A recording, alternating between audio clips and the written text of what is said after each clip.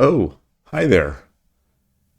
It's Tuesday morning here in Northern California, so good morning from Northern California. It's nice to be back streaming early. Will probably be doing, a lot more of this in the future, and I'm still deciding how the schedule is going to look now that I'm, an official professional full-time shogi streamer and going to see who comes on, who what these time slots are good for in terms of the viewers, and in terms of me, I'm pretty open. I like streaming at all hours of the day, to be honest. Sometimes earlier feels great, sometimes later feels great. You do seem to get a different vibe at these different times, and you get different people, obviously, and there's a slightly different background. At least where I'm sitting now, you'll get light versus dark versus whatever. But I thought, I have said in the past that I don't particularly enjoy puzzle streams, Tsumeshogi streams, but I am going to I'm going to give it another shot. I'm going to try my best to make this work, to see if we can make it interesting. Maybe make it interactive. If possible, if we get any viewers today. I don't know if people don't like it. So in a new slot, it's sort of a weird thing, I think, to maybe go with something unknown rather than just some more Shogi Wars. But I'm going to try it. Someone, probably Todovsky, and anytime someone sort of is sarcastically ridiculing me, I categorize it away as Todovsky. Someone was talking about needing to do more Tsumeshogi, and the sad fact is that I am doing a ton of it just off stream. You don't see it, but I thought, what? I'm going to prove that I am doing this stuff, and so I thought.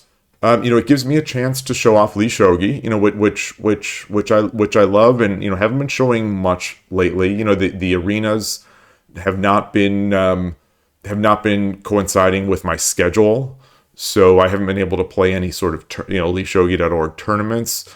The casual matches there, it's still hit or miss. It's hard to find some people, and so, I haven't been playing on Shogi as much as I want to. I love the site, supporter of the site, and I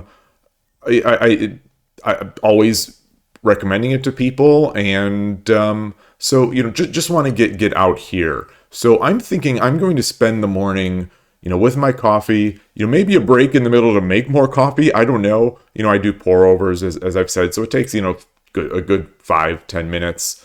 To get something prepared. So I've got a fresh hot cup here, and I'm going to do these puzzles, and I set up my a slightly modified layout here to try to give these puzzles, like this kind of puzzle stream, the best possible chance to succeed. Where, at least to my taste, it looks kind of good.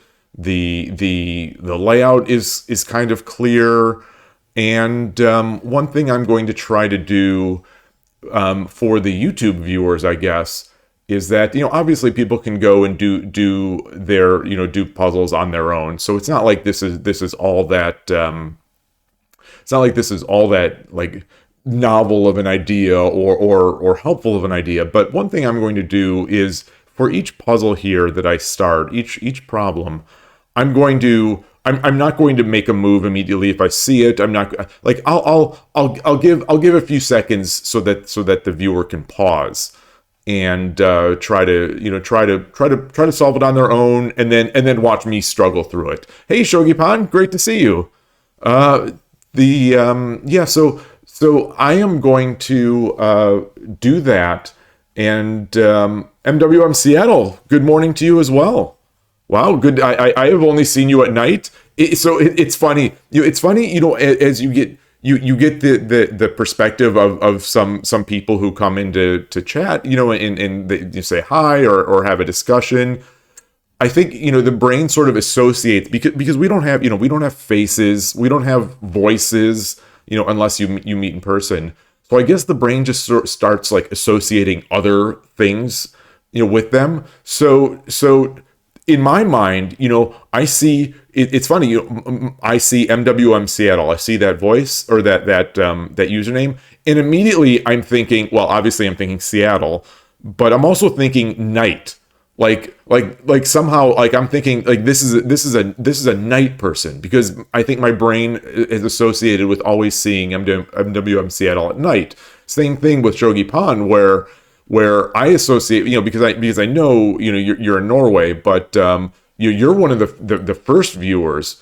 If not, I'll have to go back to those other streams. You might actually be the first chatter I'm gonna have to go back and look at that first stream.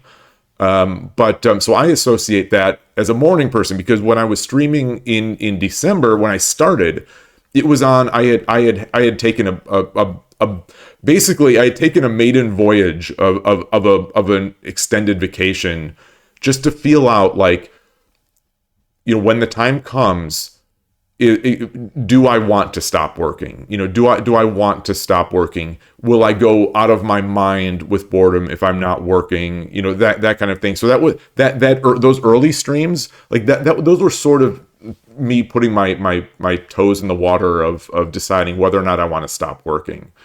And and not necessarily that I wanted to do shogi stream, like, not that I'm leaving my job for shogi streaming, like, not by any means. But oh, you doubt you're the first chatter you saw Shogi explain shout out. Okay, yeah, that makes sense. Oh, I should have just I should have assumed that.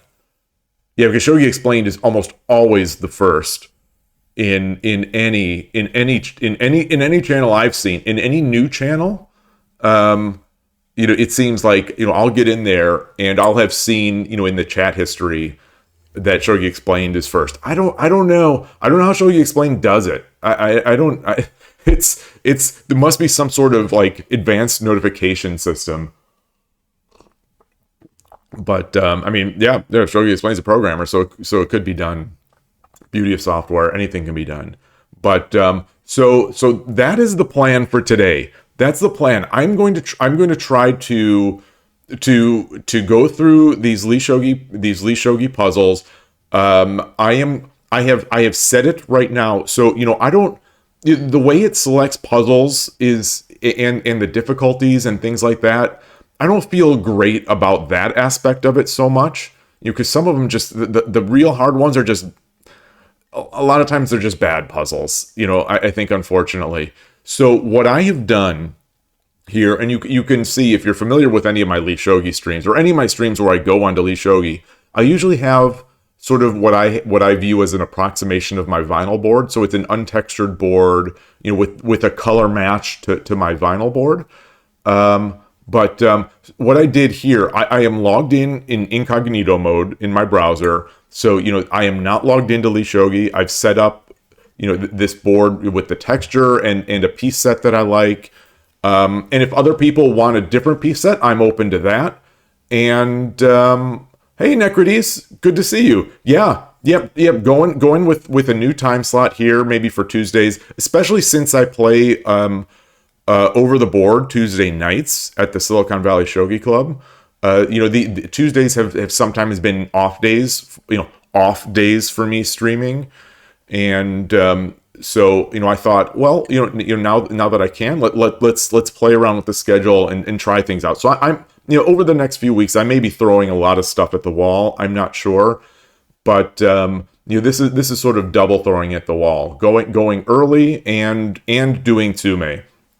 We'll see. I don't know if this will be incredibly boring for people. I don't know if this will be fun, because I know some people, there are all kinds of shogi players. That's, one of the beauties of the game is that you can find enjoyment in playing, you can find enjoyment in studying, you can find enjoyment in the puzzles, you can find enjoyment in, the piece making or piece design. Like there's just, I can go on, it's just a fully rich game. And so I know there are people who like tsume streams or puzzle streams. So I'm going to try to do my best to give this a chance and see how it goes. And at the same time, it gives a chance to chat more, especially more than those Shogi War streams. The 10-minute streams are tight. Sometimes I think I can talk a little more in the 10-second streams, although sometimes I don't. But sometimes I can, just because I have time. But 10-minute, especially lately, I mean, last night's was rough. Last night's 10-minute. I flagged. I got dirty flagged, I think, twice. I think, and I got flagged, I think, in total maybe 3 or 4 times. I could be exaggerating. It felt like I was getting flagged 10 times out of the 12 games I played.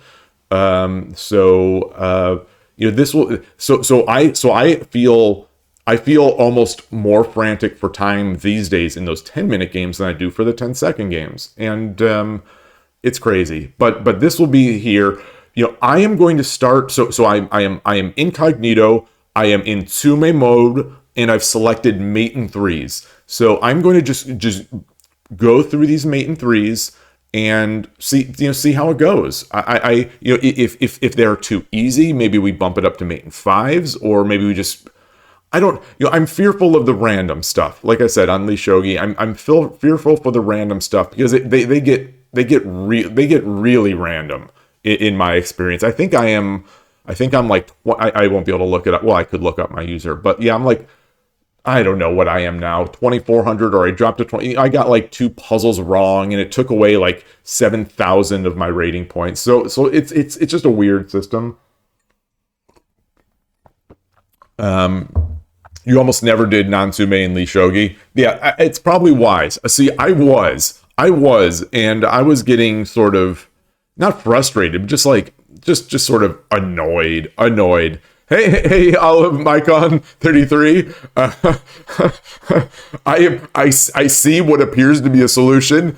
I haven't looked at this puzzle yet, so I am going to.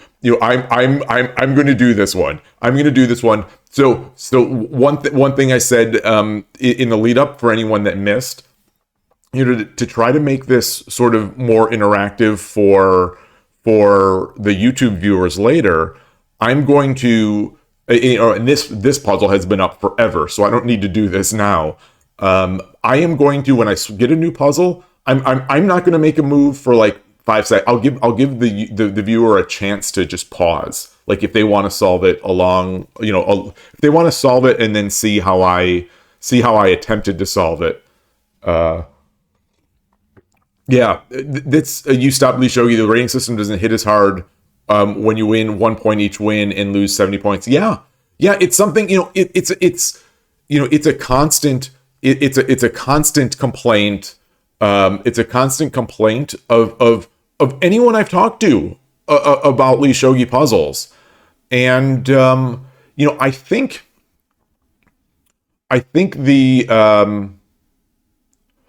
the rationale, the explanation I hear is, well, they're just puzzles. You shouldn't care about the rating, and I get it, but then just don't have a rating. Then just don't have. If the rating system is bad, then just don't have a rating system.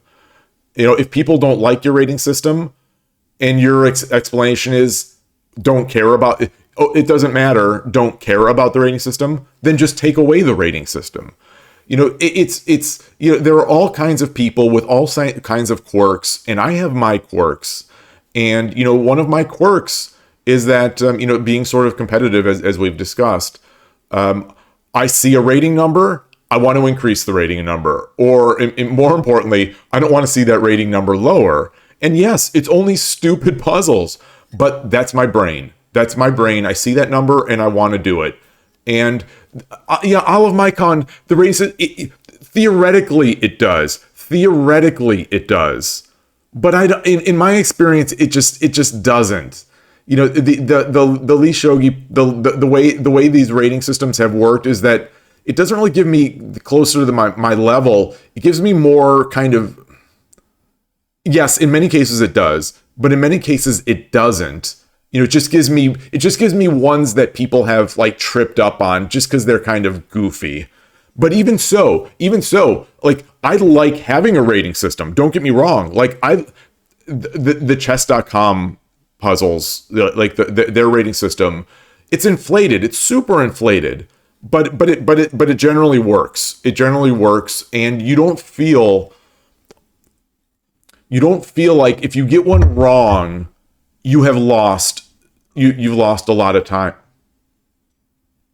I heard an Xbox achievement notification. Weird. But so the thing is, what the rating system should not be is just completely like murderous and punishing. So, my story, and this is the same that everyone has. So let's say I think I got to like 2,500 puzzle rating. And then I was doing daily puzzles where I get probably between 0 and 1 points if I get them correct. But then, this one daily puzzle, it looked so easy. It looked so obvious. I give it a glance. I give it maybe a quick second glance. I'm like, oh, this is just one of those really easy puzzles. And it was easy. It just had the slightest little trick in it. Not even a trick, just the slightest little bump of difficulty. If I would actually thought about it more, I just would have gotten it. But then anyway, so I get that wrong, and boom, I lost like, I don't remember what it was, like 70 rating points, that's, if I'm only doing daily puzzles, that's months of daily puzzles, getting them correct just to get those points back. And then, I think, okay, well, let me just start another, let me just get back on track to get my rating up. And I ran into the same thing where it's like, God, this is so easy. And I'm looking at it like, I'm not going to spend 10 minutes on this. And I got another one wrong. And then boom. So I'm like way down. And yeah, it's dumb. It's dumb that I care, but I do. It's so like chess.com, you get stuff wrong. Obviously, you get it wrong, you lose points. But you don't get like these, it's not a crippling ratio of you get one right and you get 0 points or half a point or whatever, is something invisible that you can't see. And then you get one wrong and you lose 70 points or 40 points or 50 points. So for me, that's the only thing. If they had a cap, if they said, all right, everyone you lose a max of 25 points, I'd be, I think I'd still be doing them at Lee Shogi. I think I still would, but I just stopped because it became unfun. And I switched to other puzzle sites. And yeah. So anyway, I see a follow. Klaus Mikkelsen, welcome to the channel. Thank you for the follow. Good to have you here. Yeah. What's up? It's nothing much. Just about to do some puzzles. So I think Olive. I wish I knew how to pronounce this. Olive, Mycon. It gave a solution. I didn't look at it, so I'm going to check this out right now. Okay, so here we go. The maiden voyage of Tsume on stream. All right, so we've got the king here on 6-3. I've got gold, silver, knight, rook. Okay, so yeah, I'm immediately thinking about the silver drop to get this over here, and then the gold to block it. So silver 7-2, king, because the rook is watching this. The king 5-4, and then gold 5-5. There's no bishops. That's the thing. These types of puzzles and Shogi Quest. So I was actually going to start doing Shogi Quest challenges as part of the stream first, and I updated my layout for that. But The timed, I think, could be tough. Timed on stream could be tough, and the ads. So every 20 moves on Shogi Quest, every 20 puzzles, you've got to do the ads. And so, like, some of those, they come on with those shooting games with the noise being so loud. So it's like all of a sudden, I'll do the challenge, and then boop, boop, boop, boop, boop, just like, I don't want to blow people's ears out, on stream. So anyway, let's do that. Let's do this. And there it is. Okay. Yeah, this. So maybe I'm going to have to use maybe I'm going to have to use, well, we'll see. We'll see how it goes. We'll see if we get a good mix of ratings here as an incognito user. Because this obviously was a little easy, although at the same time, I think I get value from doing, I think a lot of easy ones. I think there are multiple schools of thought on learning from this stuff, and some people are like, you should do a lot of easy ones. Some people are saying you should do very few hard ones. You should do few hard ones. Few because it'll take you 10-15 minutes to do a solve.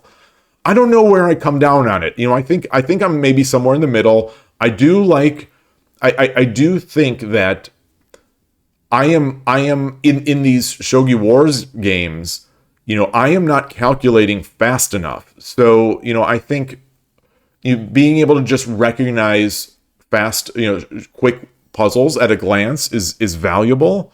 So I like it. We'll see how this goes. We've got a lot of time today to experiment. I can pronounce it like Michael. So Olive Micon, and then Klaus, you're not here to sell anything. Just notice there are some things you can improve upon to get 1,000 followers within a month. I appreciate the help. I'm going to try the old-fashioned way, which is to struggle and to struggle and fail and be stuck with 200 viewers. That's I appreciate it. Olives, yeah. So this one is quite easy. Exactly. This one was. But I'll start. I'll enjoy starting with an easy one. Feel good about myself. And then okay. So Micon is a variation of Michael, like Mikhail. Okay. Awesome. Let's continue. So I've got the the chat and the videos blocking all the sidebar. But anyway, there's a button that says continue training, and I'm going to click it. So here we are, and pause. Pause if you'd like to solve, and then play along. All right, I'll start here. We've got the knight watching 7-2. Got the gold. I'm immediately looking at forcing this out. Come down. So let's see. Let's not draw arrows yet. Let's not draw arrows because I don't want to block my view. So I'm thinking gold 7-2, king 5-3, and then what? Yeah, maybe that's not because I don't have any bishops eyeing that. I think they can just run.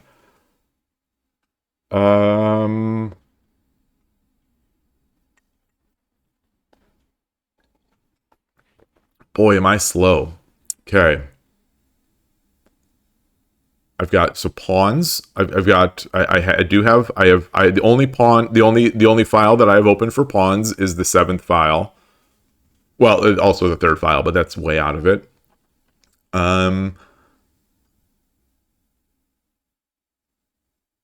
You're looking at the always looking at that like that silver 7-1 drop. So I guess let's look at that now. Silver 7-1. The king takes, obviously it's the classic with gold drop on the head, 7-2, guarded by the knight. So silver 7-1. King cannot move to 7-2. If king moves to 7-3, then gold drop at 7-4 is mate.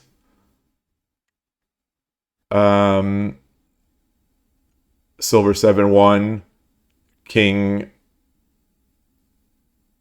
king 5-3, gold 4-3, gold drop 4-3 is mate.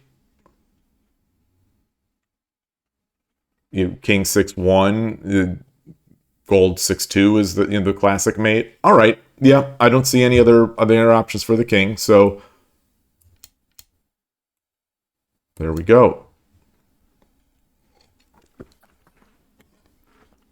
These, as easy as this one was, these definitely elude me, especially on defense.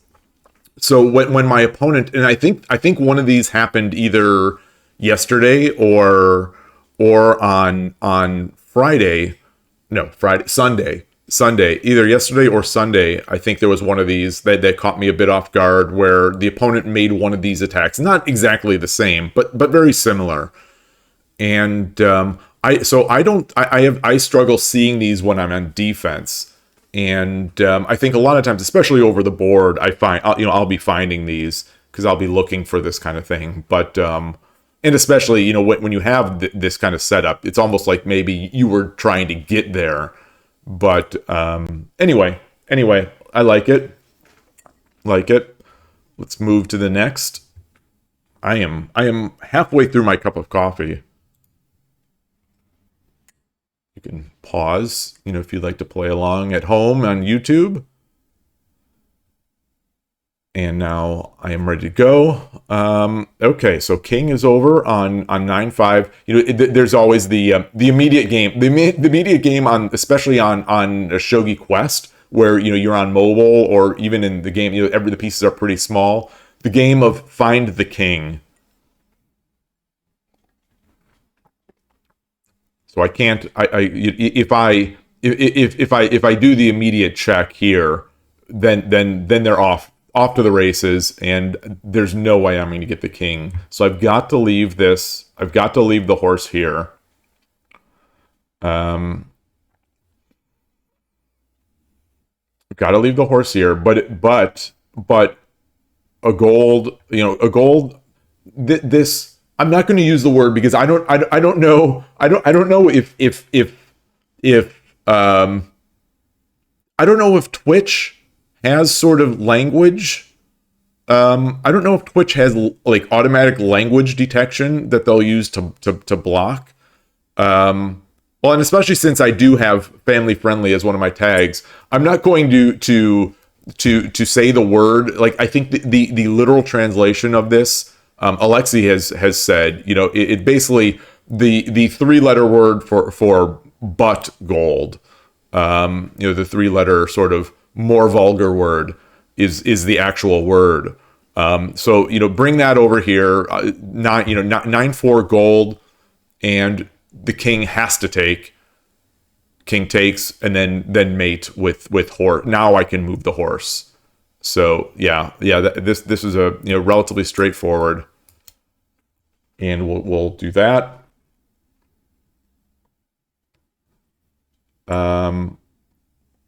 These problems are odd because you don't use all your pieces in hand. Well, yeah. Well, so I mean, they're odd because they're not sort of traditional. It's not the traditional, art of tsume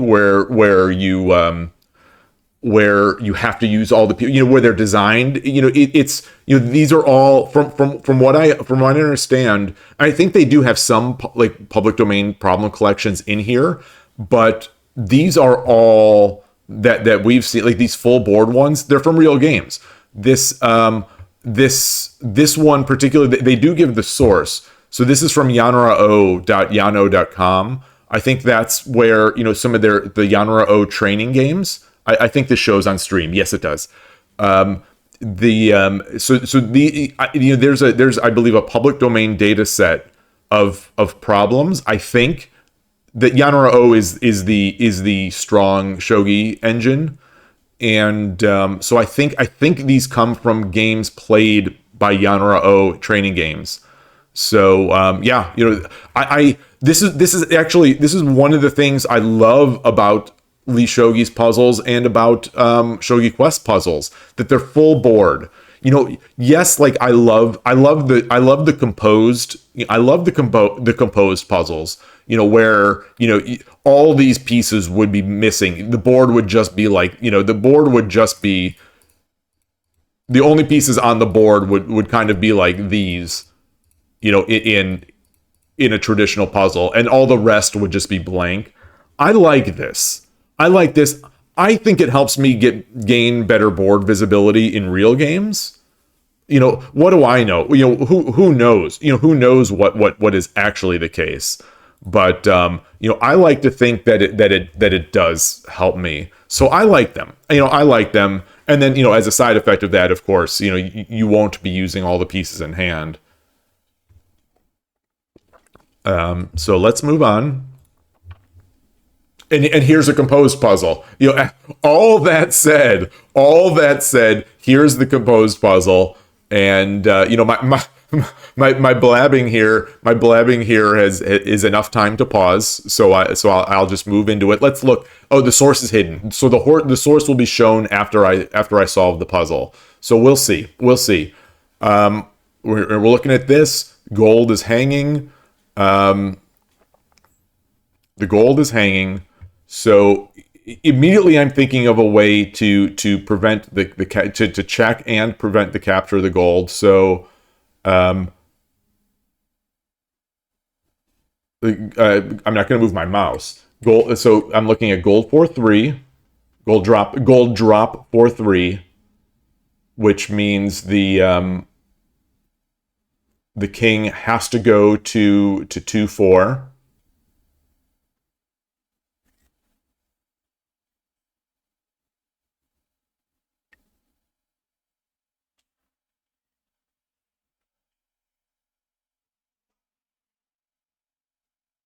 I could also drop the bishop. I could also protect that 4-2 gold by dropping a bishop at 2-4. So drop the bishop at 2-4. If gold takes, then it's made. That's the running square. So if gold takes, well, that's not true, because now 2-3 is also 2-3 is not a running square because the horse is watching it. So yeah, so the running square, I've got to close off the run. So if I drop the bishop at 2-4, if the gold takes, it's mate with gold drop 4-3. If dragon takes, it's mate with gold drop 3-2. Watching the 2-2 square. And if the king takes, it is mate with gold drop 3-4. Yep.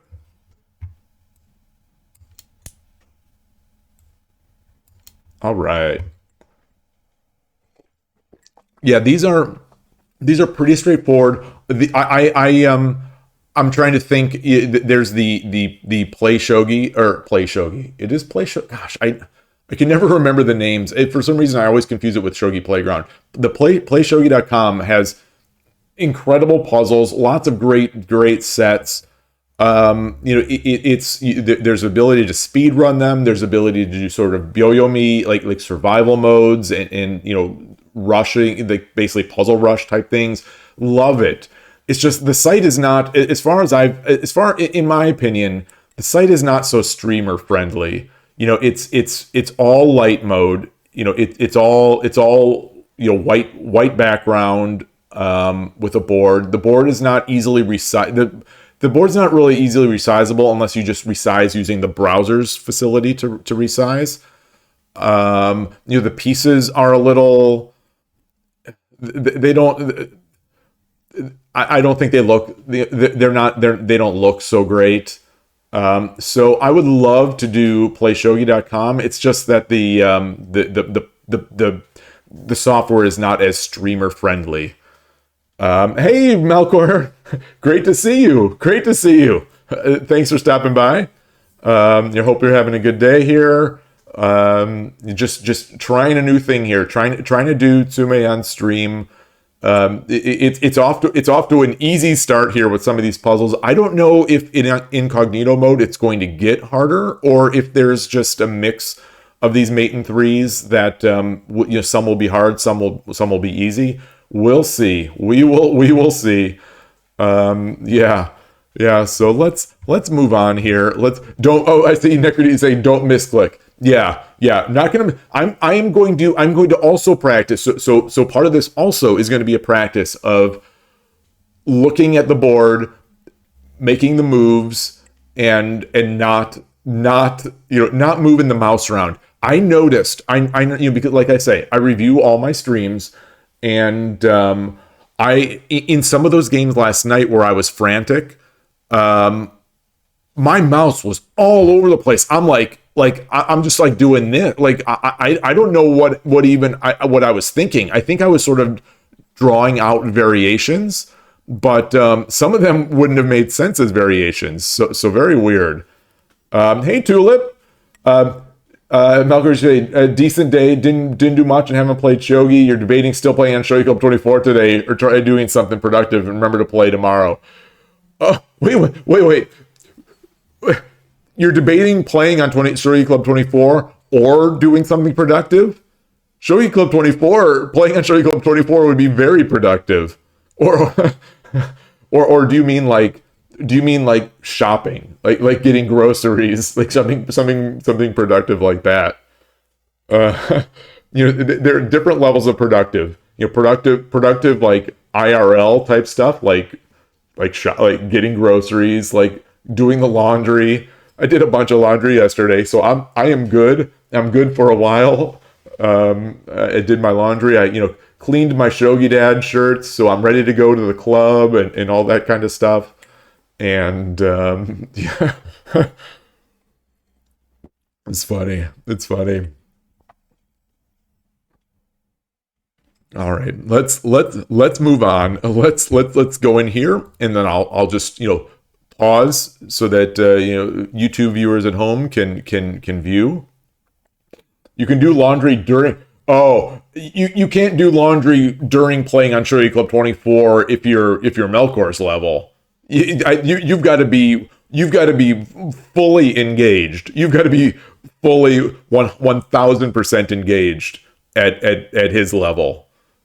Actually, I think even at mine. Even at my lowly Shogi Club 24 level, I find that I have to be completely engaged. And that's assuming I'm not playing a sandbagger. It's one of the things that I love about Shogi Club 24. I've said this before, and I think I'll continue saying it until something just like makes me crazy. But until something makes me crazier. But Shogi Club 24 is the closest I have to feeling like I'm over the board when I'm playing online. I don't know what it is. I don't know why.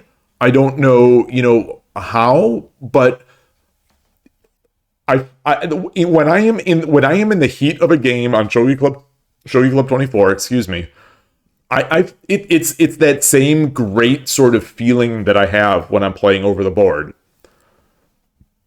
I can't explain it. Lee Shogi, 81 Dojo is getting there after a long time of me not liking, of being very much an 81 Dojo hater, for a variety of reasons. But the big reason, I think, was because the last move indicator. I disliked it so much, that subtle orange.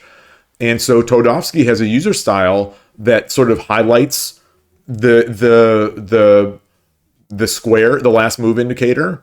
And that's not my personal preference for sort of styling, but I took his, and I took his innovation, and I tweaked it so that I made it a color that I like, which is blue, that sort of goes along with the color scheme of 81 Dojo. And now I'm loving playing on 81 Dojo.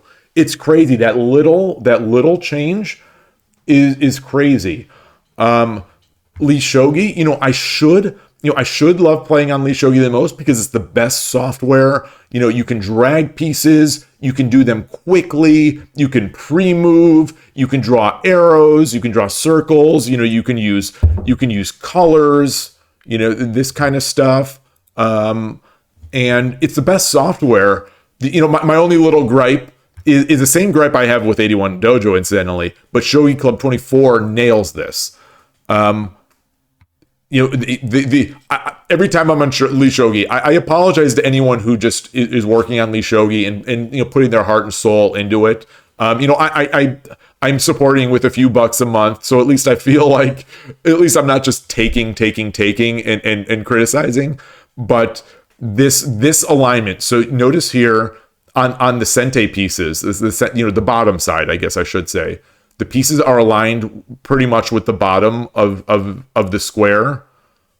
On the top side, that is not the case. So the pieces are misaligned. So the pawn is pushed forward, the king is back, the gold is sort of in the middle. I'm weird. This stuff drives me up the wall. This stuff drives me, it just drives me crazy. So, over the board, actually, it doesn't bother me over the board, at all. I was going to say, if you play me over the board, just misalign your pieces and I'll freak out. That's not true. But anyway, Shogi Club 24 nails this. Shogi Club 24 makes the alignment even closer to the bottom line, which reminds me, I always loved it, because I had read that people like to do, like some pros like to do that. I don't know. But at the United States Shogi Championship, when Nishiyama Three Crowns was playing, she was playing simols and teaching games and stuff like that. I noticed that I've already talked about this on stream, so apologies if this is all repeated. Her placement of every piece was meticulous. It was like, boom. And she's not even adjusting the pieces after. She's like, she puts it down, she's not slamming pieces. I would have loved that too. But she's not slamming, she's putting them down and boom, perfectly aligned. Put the piece down, boom, perfectly aligned. I was for a while there, I was literally just watching her place pieces on the board. It was perfection. And I was so impressed. So anyway, that's just my quirks. Some of my quirks. Mocha, you're thinking of getting groceries you don't think getting groceries at 1 a.m. Oh, it's 1 a.m. Holy cow. Oh, wow. Oh, for some reason I thought it was still like 8 o'clock. Oh, okay. I did a bad ad in my head. A bad time zone calculation in my head. Okay, but that kind of like emailing people, asking her if you switch a share house planning. Oh, okay. You don't think, by the way, that the focus you need change from level to level. If you don't focus on either level, you play somewhat equally worse. Yeah. Well, I guess all I'm saying is that like, I can get away with some unfocused moves. So if I blunder, a bit, like I can recover at my level. But like those kind of blunders at your level will just be catastrophic. Although I guess it's smaller blunders that, like I can make bigger blunders and succeed. You can still, I suppose, make smaller, tiny mistakes and come back. Necrites, they are in the center of the square. Well, they're in the center of the square, kind of going down, on the top side. They're perfectly aligned on the bottom side. They're not the center of the square. So, like this, the in this case, the sente side is proper. It's the gote side that's carelessly placed. The opponent is a carelessly placing player.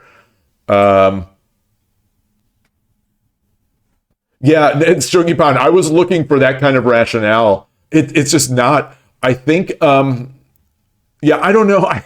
I don't know.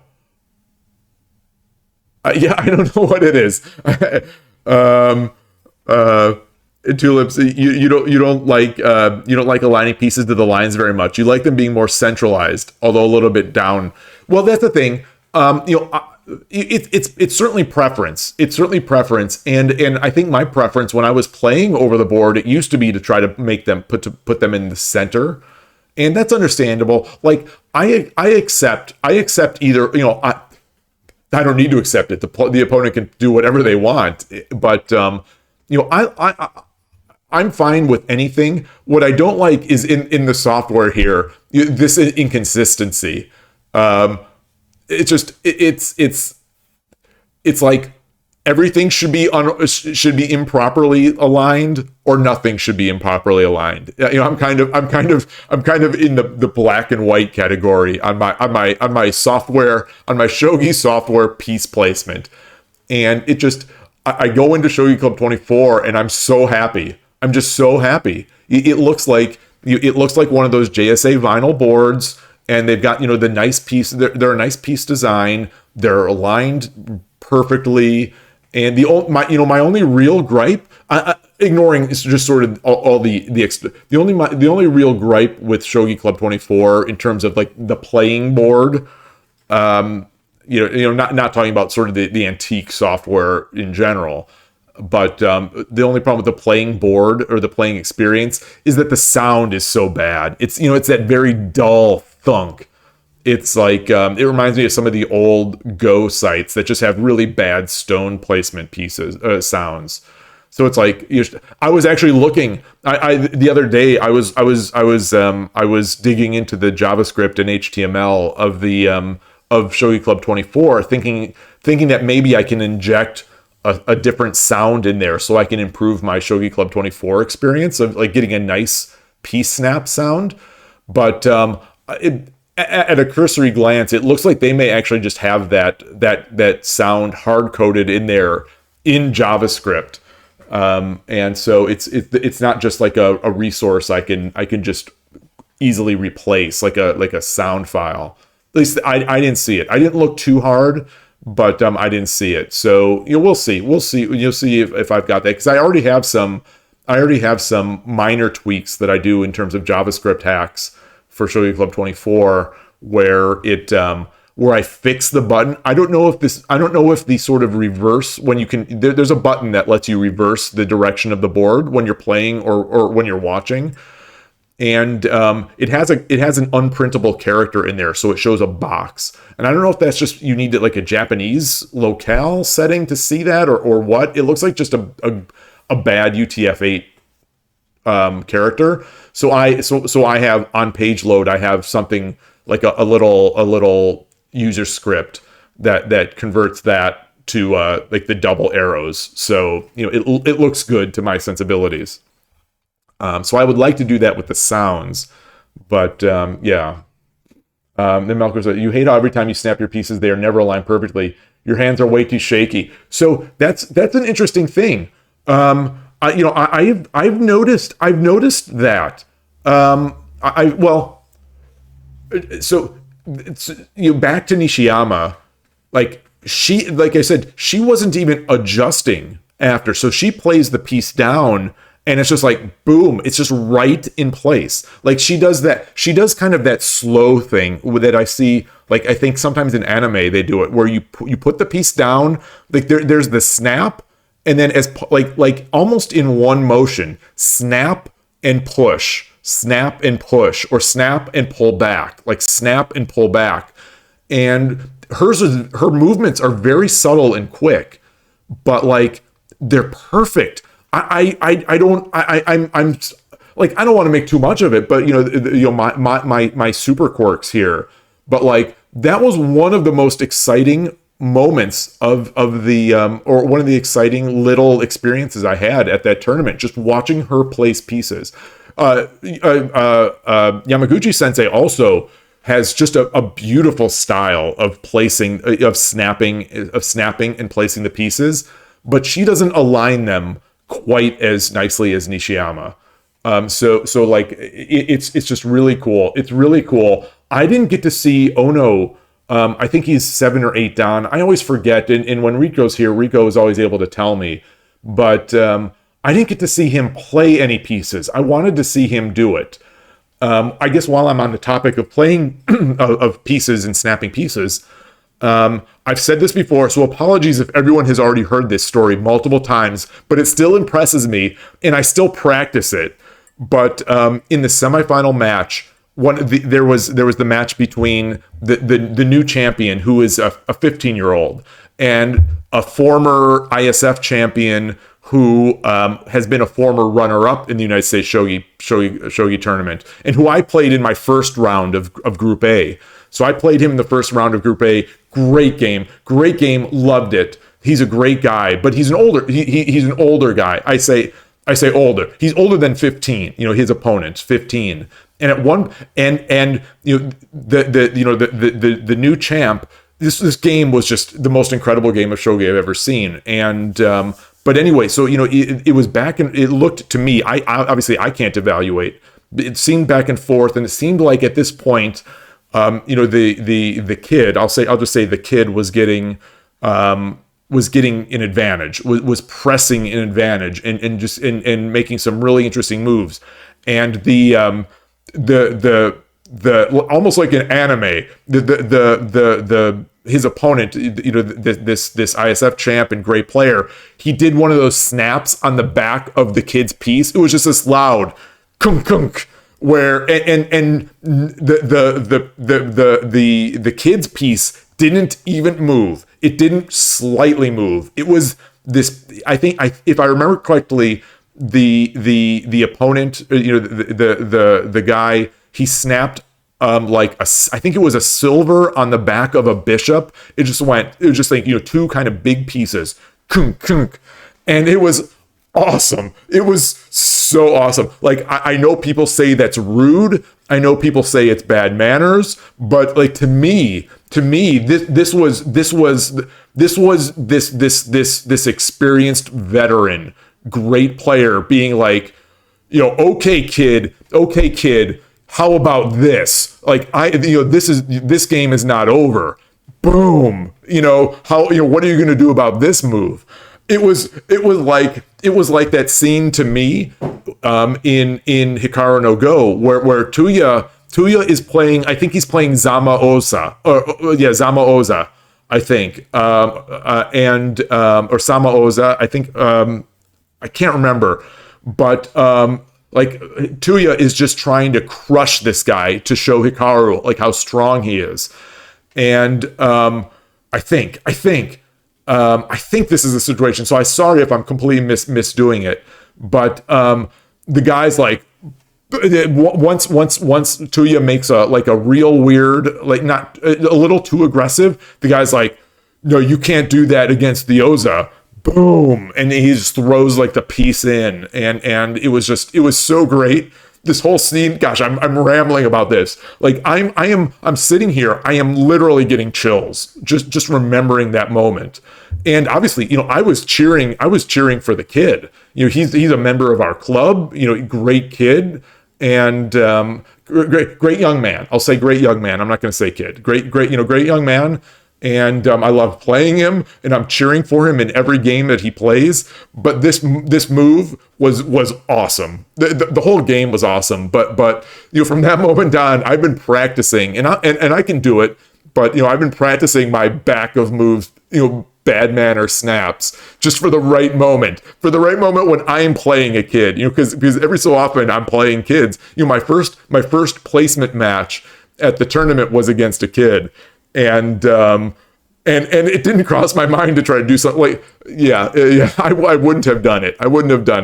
But, it was so good. It was so good. Anyway, I've missed a bunch of chat. I'm sorry. I'm sorry. I am in my own world thinking about that piece snap and about Nishiyama's stone placement or move placement. It was so good. Melkor, if you don't focus, your blunders are smaller. Yeah, it's harder to recover, but since the blunders are small, yeah. So that's what I was trying to say, is that like I can recover from your blunders will be smaller than my blunders, where I'm just dropping huge pieces, but I can still recover. But your blunders will be smaller, so maybe you could still recover because the high level of play. Hey, show transport, good to see you. Good to see you. If I can hack Shogi Wars to play a different BGM, you pay 3 figures. Oh, I would too. I would. I mean, if someone could figure that, like, I absolutely would. I mean, I'm gonna try. I don't know. I don't know how they do it. I haven't even thought to look. I think my intuition must have been like, oh, this is, I wasn't even thinking of it as a web app, but yeah, obviously it's a web app, and there should be ways to hack in there. That sounds like a fun project. I don't know what BGM format they have, but like I'll have to see. Man, yeah, lots of cool things to do. Lots of project ideas. So anyway, all this talk about piece snapping. What is this? Necrodes is asking Melkor, how's your shogi training? Is it hard like in Sangatsu no Ryan? You've not watched it. Wow. See, that's why Melkor is in Japan training to become just shogi royalty, and we're over here just playing on Shogi Wars because he doesn't waste time on watching all this stuff. Like we're into the anime, he's into playing and getting better. That should be a lesson. That should be a lesson to all of us. Oh man, it's I'm over here. I'm watching, rewatching Sangatsu no Ryan. I'm watching Hikaru no Go. I'm rereading the Hachi Diver manga, and he's over there grinding Tsume, playing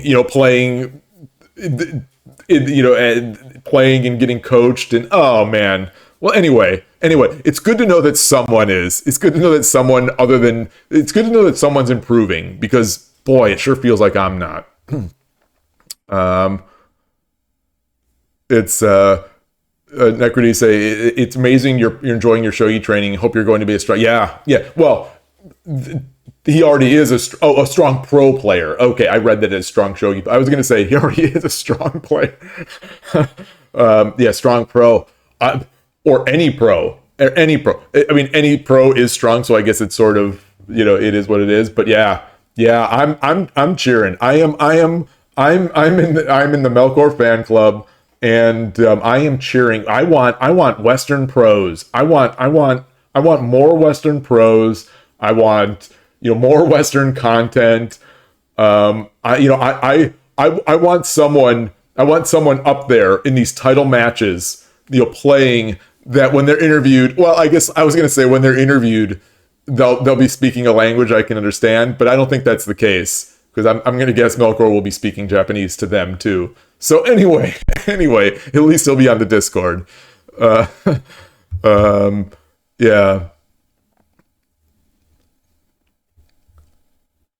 Yeah, the bar, yeah. The bar is extremely high. The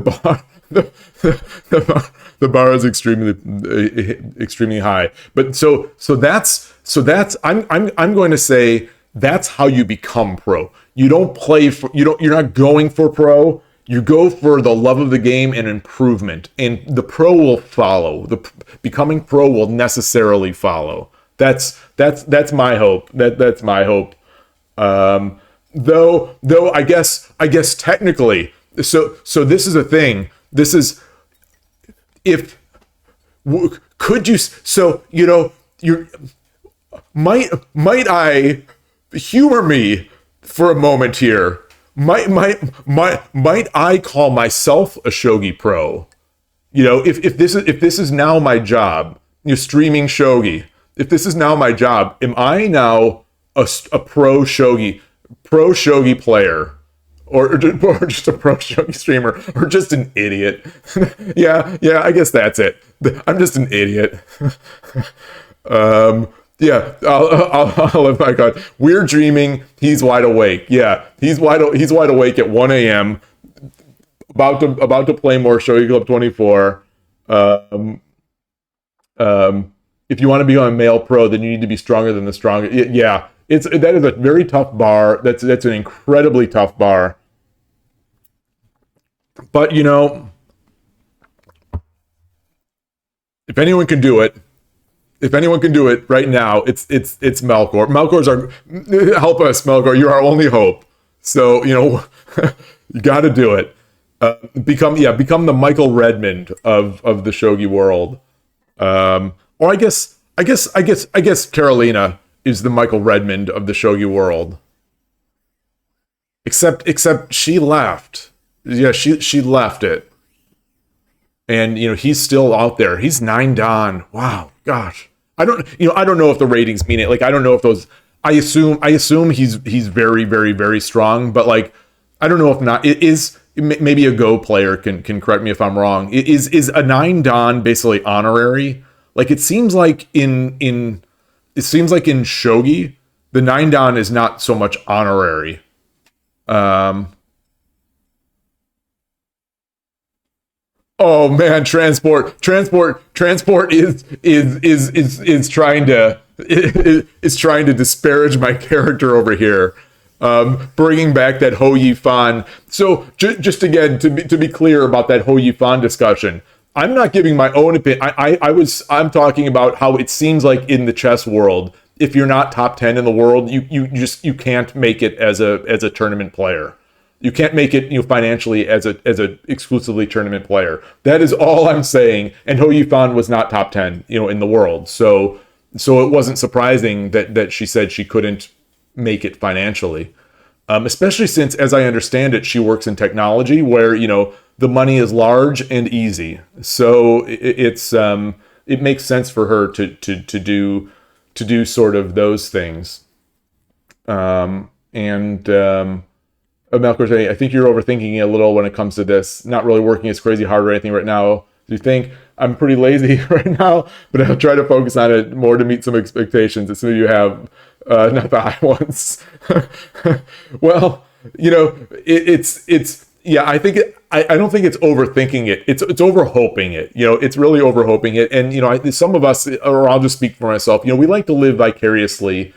And I see someone getting strong and being young, and I just want to see success or happy, just enjoyment of the game. I just love seeing people enjoy the game, love the game, and bring more visibility to it. It's such a great game, and we struggle so much to make people realize that, or to get people involved.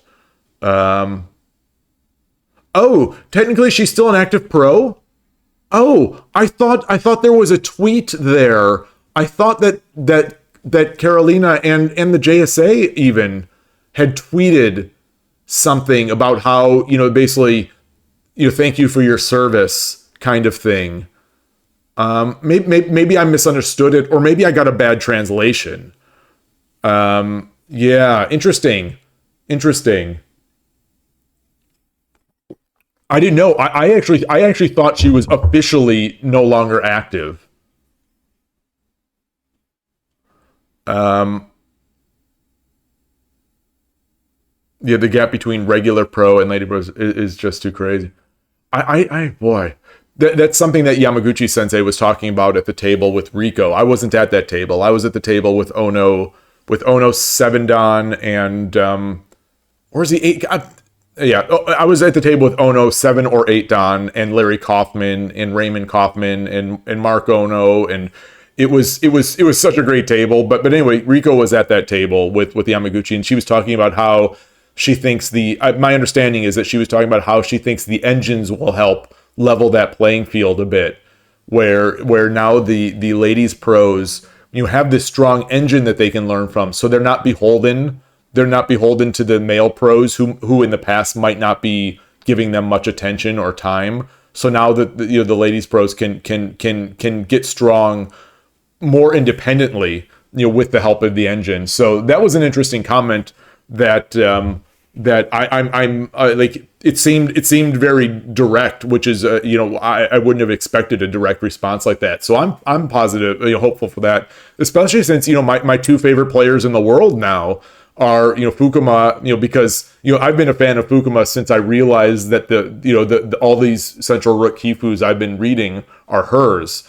And then Nishiyama, I was not a fan of because she's the rival of Fukuma, but after this Los Angeles tournament, I'm now a huge Nishiyama fan, especially since Nishiyama has been playing some central rook more. And so I'm excited about that. And her attacking style is just furious.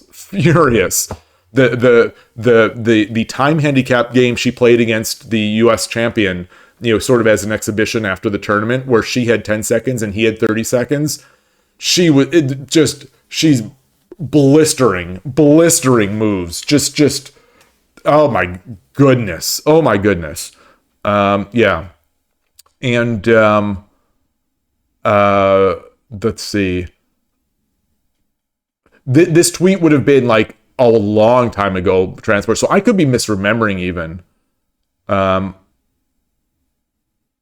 Let's see. Unless you're talking about leaving for Europe tweet. No, I don't remember. I don't remember enough. I thought there was a tweet that the JSA had put out, but maybe I'm confusing it with something else, and maybe it was just the tweet. Maybe it was just the tweet about her name change.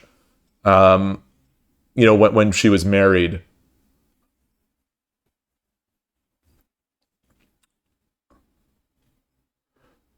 Last year, Carolina was on hiatus, but technically still active. Okay, Picross says, and welcome, Picross. Caro says she retired in the Discord, just looked it up. So I guess, there's two levels of that. She could say she's retired, but, sort of like practically, but it's also possible that she's still technically an active JSA pro, I suppose. Like I don't know. Either way, I'm still holding out hope that she's going to come back. I am still holding out hope. We need more Western pros, and she's just so great, and she's so exciting. And okay, on the JSA site, she is retired. Okay, I want. Can that be changed? Can that be? Is that a status that can be changed in the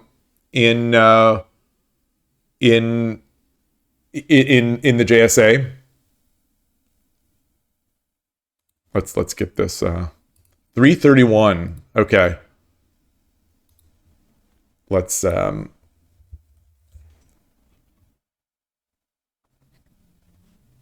I had this auto translate. Weird.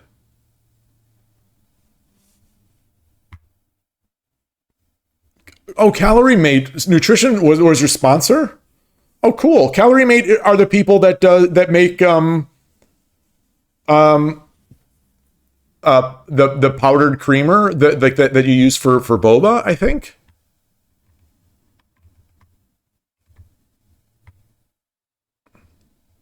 Teacher Daisuke. What? Her teacher was Katagami?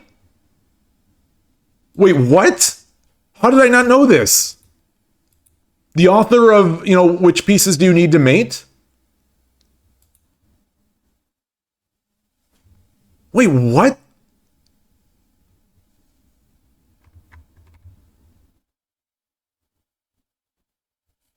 How's her Shogi player number so low? Are there only 59 lady pros? Or like are there only double digit number of lady pros?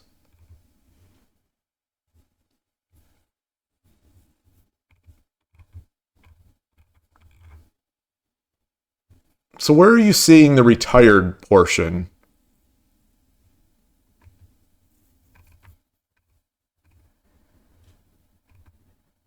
Oh, closed notice. Oh, that's 11 2021. Oh, here we go. Oh, retirement, March 31, 2023. Ah,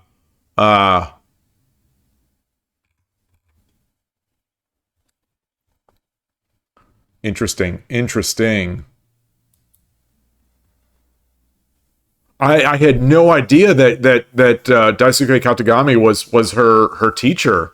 That's awesome. I love that book.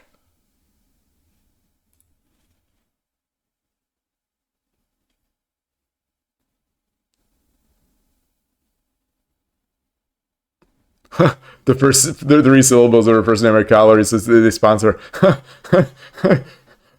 I wonder, does that have anything to do with it? It's. Oh, you're not kidding. Okay, yeah. I was wondering. Oh, that's awesome. That's awesome. Uh, it's funny. It's funny and awesome. Oh man, that I still that anime or anime that animated was it a Calorie Mate ad? That animated movie about her, that little animated sketch.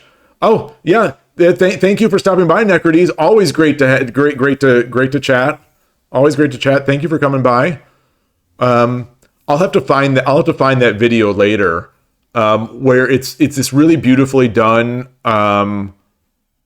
like anime featuring Carolina Sensei. So good. I don't know how it hasn't gotten more press. Like how it hasn't gotten out.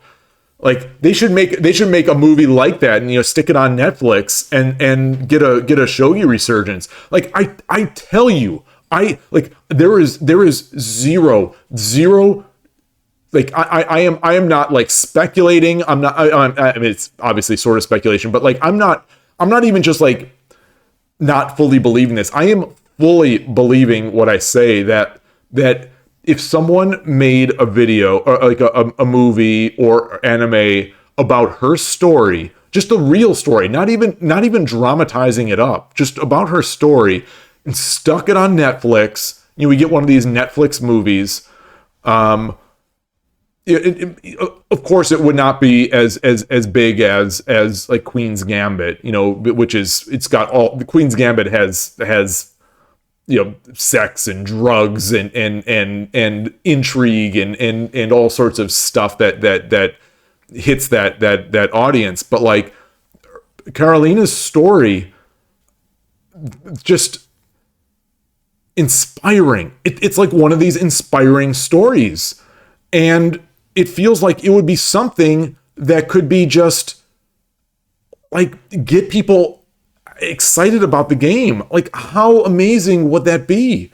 It almost makes me want to become a movie maker. Like it makes me want to try to like fund this movie and get something out there, because it has to do well. Like, obviously the AlphaGo documentary is helped Go, but they're seeing I think they're seeing a regression here to, in recent years, where Go is sort of losing interest again. But you got to get the interest out there, and I just think her story is so inspiring, and it would be a great Netflix movie. I just watched a Netflix movie, sort of I don't know if it's a Netflix movie or a movie that was made and then brought onto Netflix, but it felt relatively low budget. It had, I think it's Randy Quaid. It had a Quaid in it, and it was called like The Hill or something like that. But it was basically a dramatization of a true story where a child, like a poor child, the son of a preacher, with some very, very difficult, debilitating sort of disease, or affliction, just loved baseball and worked hard and became a professional baseball player, minor league player, but that's a professional baseball player, and through all odds and became that. And I enjoyed, like, I love those movies. Like, I think those types of movies are they're evergreen content. People want to be inspired. People want to see the overcoming of adversity and difficulty. And, Carolina's story, it has all that. Obviously it's not like a disease that's the thing that's overcome. It's culture and its language and its visibility and its age. She started older than most pros would, and the country and just like I'm not doing any puzzles. I'm now talking about this dream scenario of seeing a movie about her career, but like, how in 2024 do we not have a movie about this? How is that possible? It feels like it is the perfect time and cultural zeitgeist for a movie like that. It's like that type of movie is always going to be good. And I think especially now, that kind of movie would be tremendous. It'd be incredible. Yeah. So, transfer, you never watched Queen's Gambit. Oh, Queen's Gambit, was one of the, in the discussion of how chess has just, chess just kept, it's in any stream where I rant about the JSA's inability to grow the game, I'm always talking about chess and how at the beginning of the pandemic, there's all these factors that the chess world, chess.com especially, just capitalized on. Queen's Gambit was a huge boost. That movie, or that series, was huge on Netflix. It got tons of, it was like, I was going to say it's like the chess world's Hikaru no Go, but it's way bigger than Hikaru no Go. And, so that was a huge bump. The pandemic of having all these people with nothing to do but play chess was a huge bump. And then there are a bunch of others, that chess.com both created, PogChamps and the Mittens, the cat bots, and the cheating scandal, and all these things. The chess world just kept building on, build.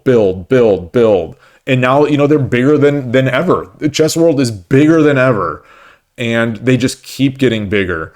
And that, like, I don't want to say that could have been Shogi, but like, to a certain extent, some of that Shogi could have done something like that. So anyway, it's very difficult for me to sit here and see this real story that is fascinating and culturally relevant and just not being made. So yeah, on a Crimeling versus Cross Caro stream, yeah. Like it'd be cool, it'd be very cool. I know that Carolina in the past, she had those chess streams, like those cross promotion chess streams with, I believe the streamer's username is Japanese Tutor. I think he's not a small streamer, but not a streamer of Anna Kramling's not caliber of sort of visibility and reach. But yeah, like that would have been great. Or I don't remember who some of the other popular lady streamers are that would have been nice. I haven't seen her in a while. I think her name was Anna, not Anna Kramling, another oh gosh, I can't remember that. I think she Hungarian, an international master. Anyway, yeah, I can't remember. But yeah, there were definitely promotional opportunities. But that's not everyone's thing. Like I get the sense that it's not really Carolina's thing. Like the huge, the like a lot of these sort of self-promoting algorithm generating, or feeding things. Like that's not her thing. Her thing is being a great shogi player and just being a wonderful, inspiring person that helps get people into the game. But like I get the sense that like she's not going to try to do like what Anna Kramling or something like that is going to do. Yeah, Anna Rudolph, exactly. Yeah, does Anna Rudolph is she out of the chess world? I have like her. She was huge like 2-3 years ago, but like I have not seen anything from her in ages.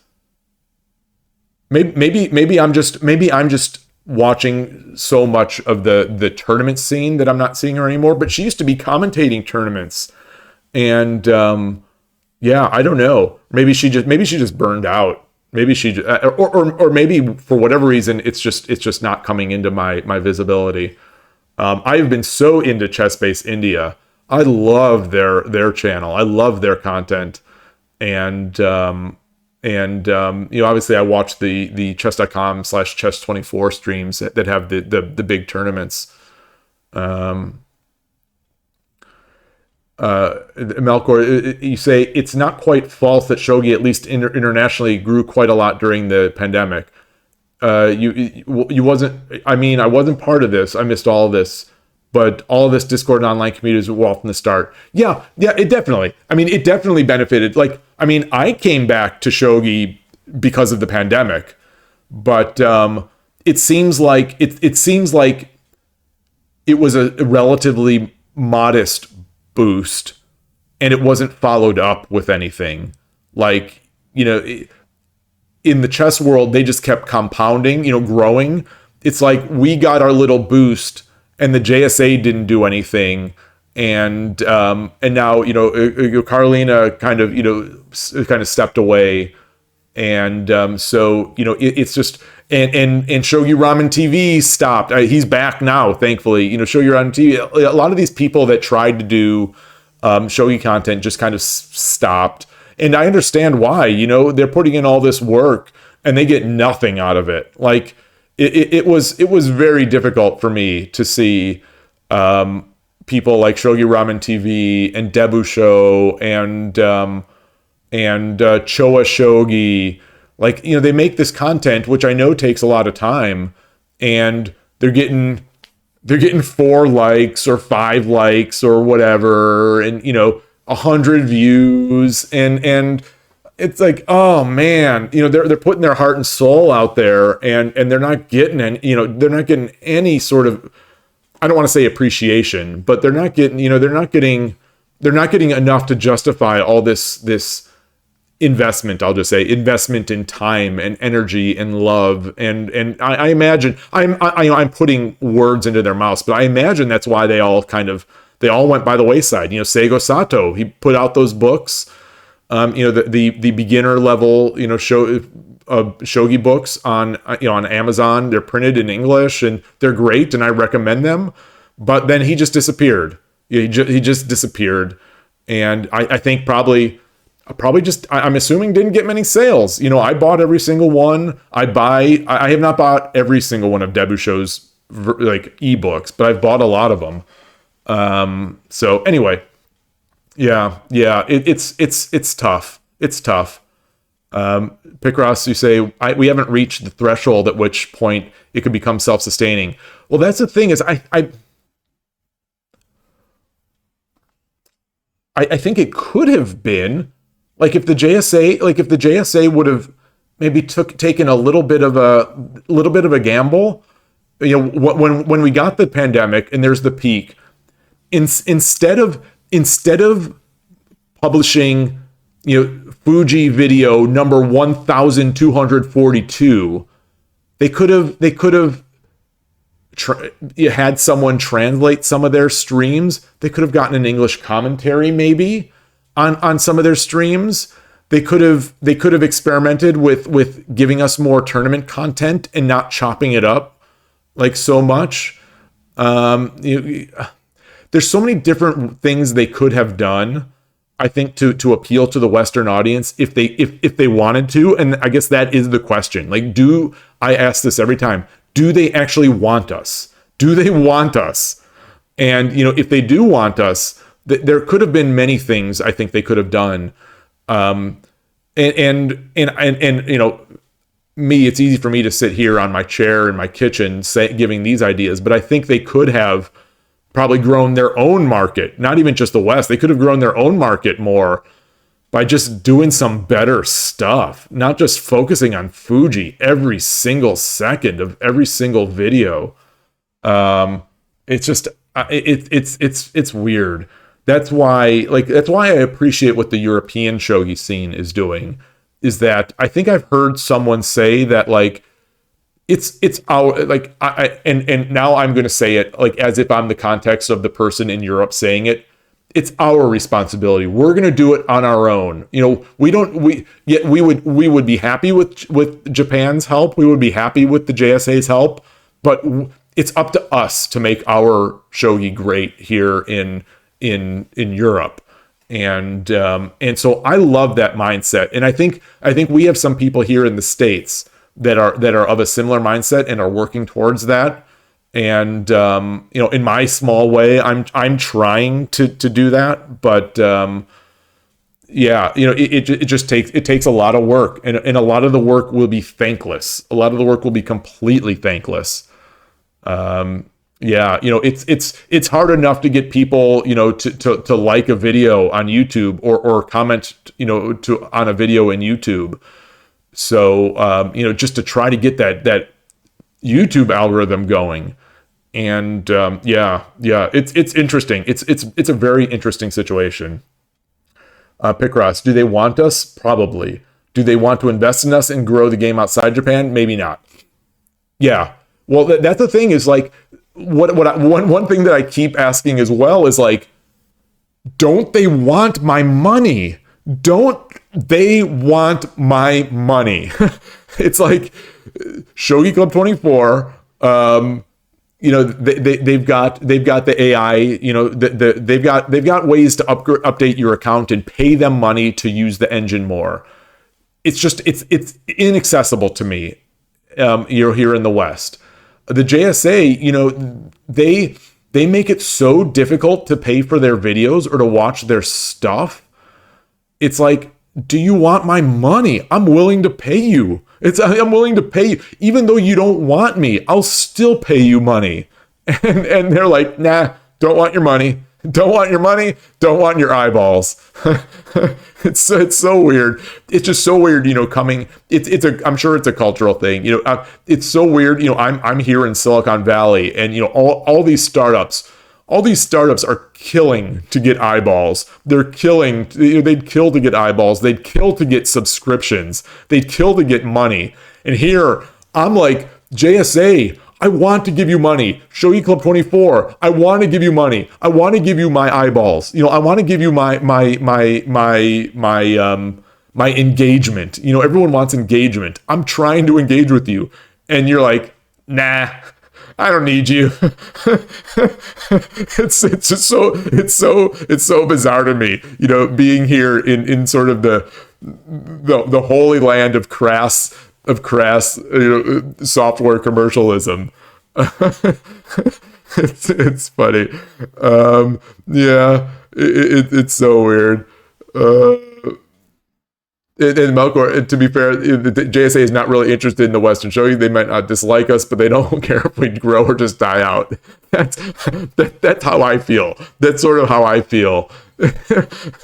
It's so weird. It's so weird. But then little things happen, like we have our liaison to the JSA. You know, I'm in the Silicon Valley Shogi Club, which, whatever this means, is an official JSA branch. You know, we are officially a branch of the JSA. It doesn't seem to get us anything at all, as I've said before. The only thing it seems to get is that the president has to do more work to create like literature about our club, because he's got to get everything, you know, vetted by the JSA and approved by the JSA. But anyway, you know, we have our liaison, the sort of the vice president of the club. The liaison is a Japanese fellow, great guy. Love this guy, and good player too. I've never beaten him yet. One of these days. But you know, he's working with the JSA, and they're asking questions. Like he did a questionnaire, and he asked me all these extremely basic questions. And you know, he's building, I think, working together with the JSA and potentially working with Madoka Kitao to develop sort of a new and improved beginner piece set. So it's like, you know, there seems to be effort going on. So like moments like that make me think maybe they do care and maybe they just don't know what to do. So I don't know. I'm so confused. Being a Western shogi player is kind of like just being in a continual state of questioning and confusion. So I feel like I've got to learn Japanese to get closer, which is kind of unfortunate, because people when they play chess, chess is a world game. Every country's playing chess, and they don't have that hurdle of having to learn a language just to get part of the world. Although I guess people do they learn English, but like that's something that most people do anyway. So anyway. 81 Dojo is affiliated with the JSA, so they do have some connection. Yeah, 81 Dojo is also, or Shogi Club 24 is also affiliated with the JSA. Shogi Wars is also affiliated with the JSA. I think Shogi Quest even might be. So like, I don't know what those affiliations mean, but like, it seems like, yeah. Did I miss any chats here about Hidechi? I thought I saw Hidechi mentioned somewhere. Okay. Now it's a couple forward. And then Picasso say, well, like the ISF, pros keep coming to our events. Yeah. And that's another thing that makes me think maybe they do want us. Like the pros come to our events. They invite a few, like we had Nishiyama, we had we had the second best female player in history come to our tournament. And we had, Yamaguchi Sensei, who's just an incredible ambassador for the game. I won't spend an hour talking about her again, like I have in the past. I'll just leave it that she's an incredible ambassador for the game, and an incredible player. But they were there, and so it's like, why would they be there if they don't want us? But if they want us, why don't they make content for us? Or why don't they let us buy stuff from them or engage with that? Yeah, it's just weird. And you think Hidechi and the JSA have given up on trying to promote outside Japan? I think you're right. I think Hidechi definitely gave up on it, but the JSA seems like they have. And my pie in the sky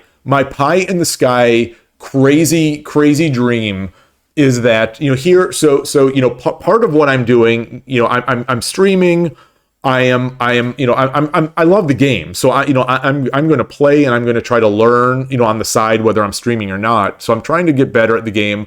I'm also reinvigorating my Japanese study. So I'm going to be going to Japan at some point in the next year, almost certainly. And I don't know if 6 months or a year's study of the language is enough to get me into a better place than I was the last time I went to Japan. But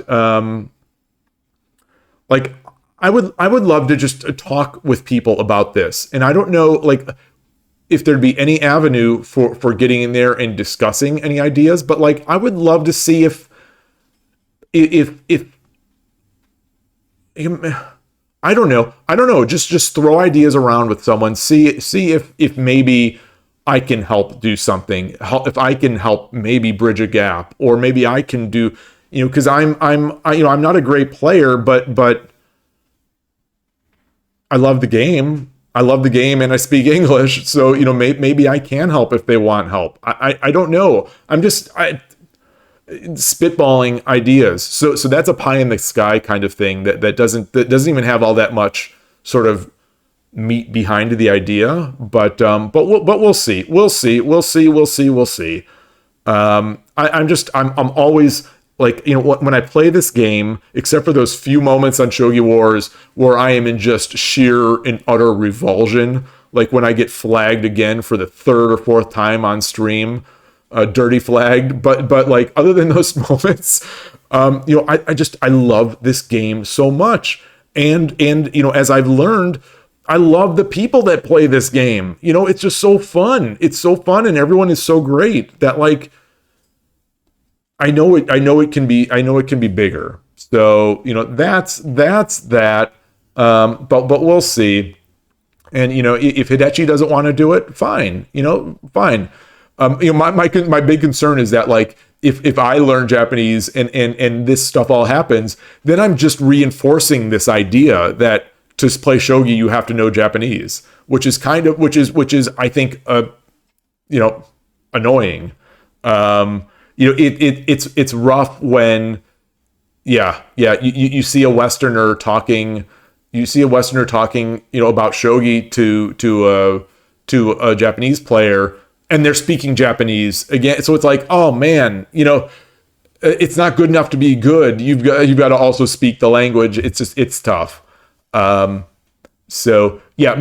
you say that you don't think they believe that it's worth investing in the West. Yeah, I think that's right. But I guess that's my thing, is that maybe I can show them that it's worth. Or, maybe I can show them that it's worth investing there, even a pittance of a thing, even a tiny a tiny amount, maybe it would be worth it.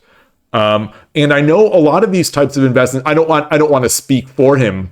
I don't want to volunteer his services. But I think there are members of our community that would be more than happy to do sort of pro bono work, like Jack-o'-lantern. I think we talk about streaming. I think commentating and streaming title matches, I think, are an avenue that would be that should exist for a Westerner, for an English-speaking Westerner, and they don't have it. They don't offer it, and I don't think it takes much investment to do that. I think it's more just like, let someone do it. Let us do it, and we'll do it. And we'll do our best. And maybe you can say that this was a terrible job, and then you'll take away our rights to do it. But why not stream these title matches in English, and let someone commentate? Let someone commentate. Again, I'm not going to volunteer his services, but Shogi Kingdom is a great channel. That he's last year's United States champion. I'm going to guess that he is the greatest player in history who does not speak Japanese. I'm going to guess. I don't know if that's actually the case, but he's probably the muse. I think it's probably safe to say that he's the best non-Japanese speaking shogi player to have ever lived. And I think if he just a slightly tangent on this, when I watched the finals of this year's tournament, I had Nishiyama Sensei was up there at the board doing the professional commentary. Yamaguchi Sensei and Ono Sevendan were also there, kind of chiming in, and I had to the right of me Jack-o'-lantern, who's a fluent Japanese speaker, so he's filling me in with some of the important stuff she's saying. And also on my right, I'm neglecting to remember exactly how the seating was, but Muse was there and giving incredible insight into the moves that were being made, both the move, the technical shogi aspect of the moves, but also the mental aspect of what the players are thinking and the kind of things they're going for. And it was this incredible moment of watching this watching my club mate battle for the championship, and just this great kid, this great young man who I am cheering my heart out for, watching this. And he's playing Anaguma. He's making Anaguma. And he's playing Anaguma the night before, the Saturday night of the Shogi tournament. I was streaming and I messed up a defense of an Anaguma, and he was in my chat late at night helping me defend my Anaguma. And then the next day in the tournament, in the finals, he makes Anaguma. So it was this great experience. But even that was made just steps better by having Jack-o'-lantern and Muse there, augmenting the information that I was being given from Nishiyama. And it's like, if we had some of these title matches commentated by Muse or even even an idiot like me, might be able to at least like have an engine up there showing lines and talking about it. I think just talking about these things as you're showing it, because the JSA presentations are, I'm going to say, like the YouTube channel, I'm going to say they're uninspired. They're obviously, maybe this is a cultural thing again, but when you compare the streams that I find anyway on YouTube, their live streams, they're just an overview of the players making, the players and the board. There's no engine analysis. There's no commentary. There's very little. So it's nice for me to get I feel like the ambiance of the event, and I could play the moves over my own board and in my own engine and check things. But like, they're not doing anything interesting that I think that commentary would add. So like, I think that would be an avenue, and if it was someone better than me, like if it was Muse, who if you haven't checked out Shogi Kingdom, the YouTube channel, you've got to, because he's got incredible, extreme. The amount is low, but the quality and production value is high for these videos. So it's having, obviously, I actually don't know what he does for a living. He's a fellow San Francisco Shogi Club member, and I've talked to him, and that Saturday night at the tournament, I had dinner with him and his friend, and it was a tremendous experience. But I actually don't know what he does for a living. So I don't even know if something like this would be possible. So I'm volunteering him for stuff, but it'd be incredible. I'm talking so much, and I'm not responding to chat. I hate when I do this. Thank you, Picross. I see that you're leaving. Thank you for coming by. So fun. Transport, you say Shogi Quest is not. Okay. I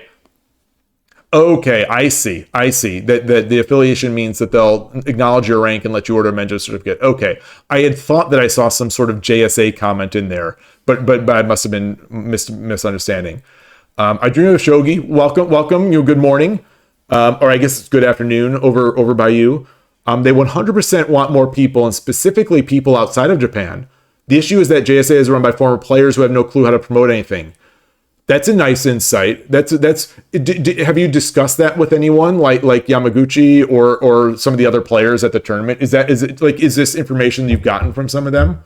It sounds completely plausible. Hey, Ghost One, great to see you.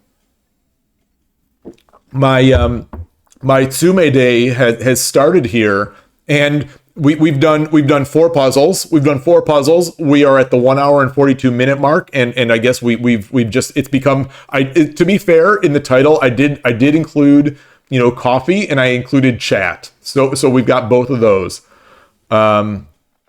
Western chess players won't accept Kishin though. This is true. Well, I'm just gonna say that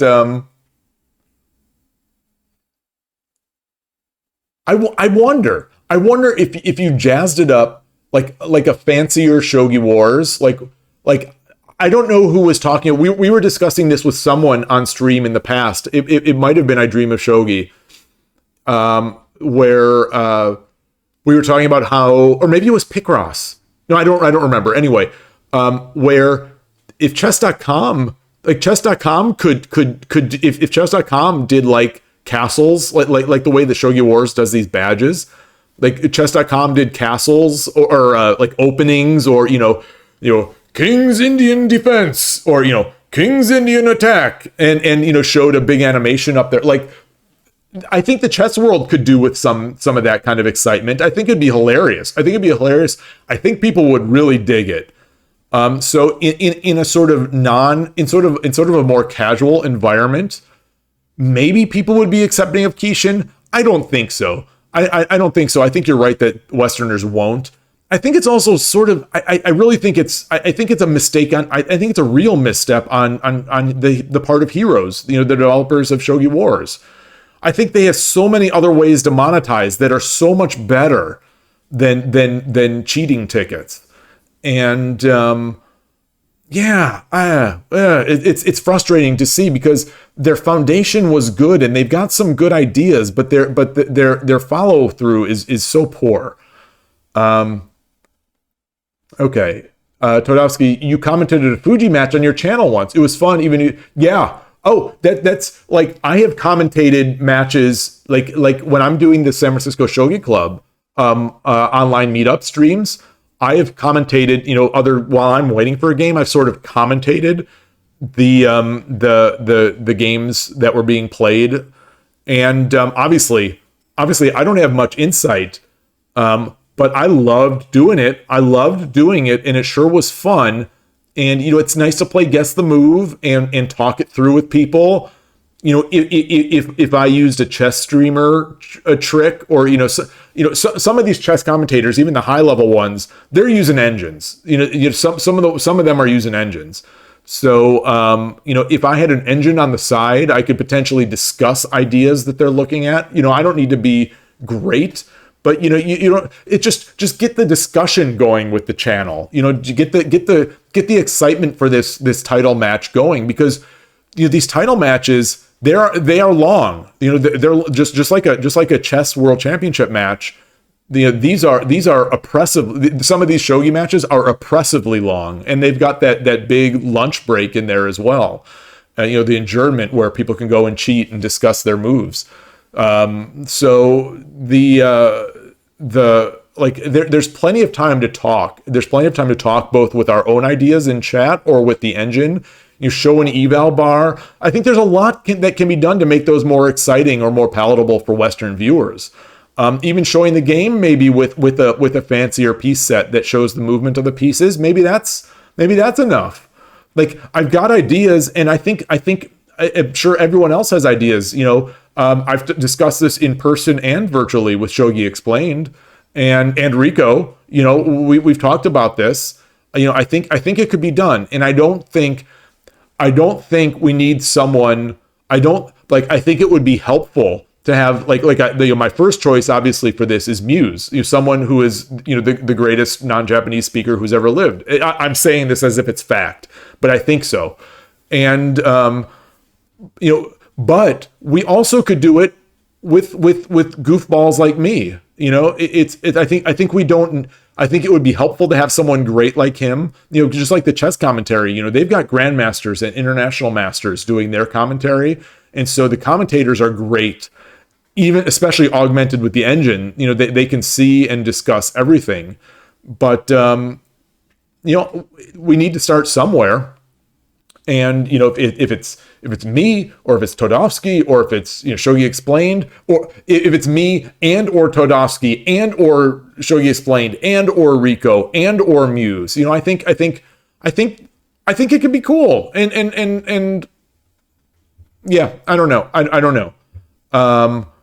And then commentary in terms of explaining it or just reacting, because explaining would be pretty hard for any English speaking players. Yeah, that's the thing, is that I think like I said, my experience with Muse when he was commentating to the side of me, it was fantastic. It was fantastic.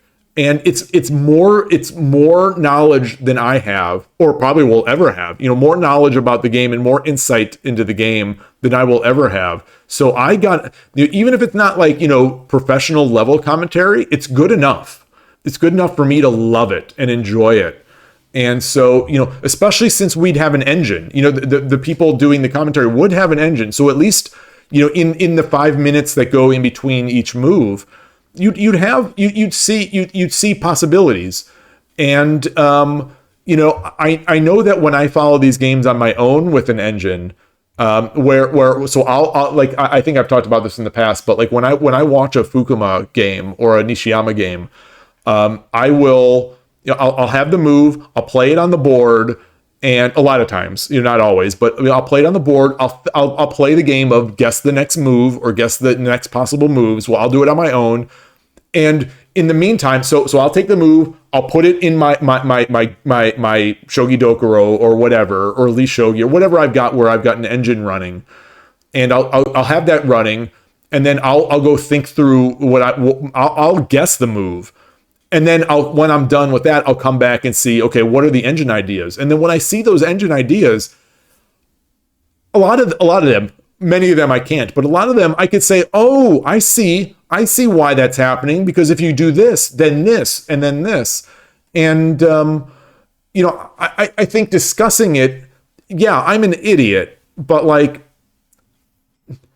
I still think it's better than nothing, is all I'm saying. It'd be better than nothing to get people talking about the game. That's it.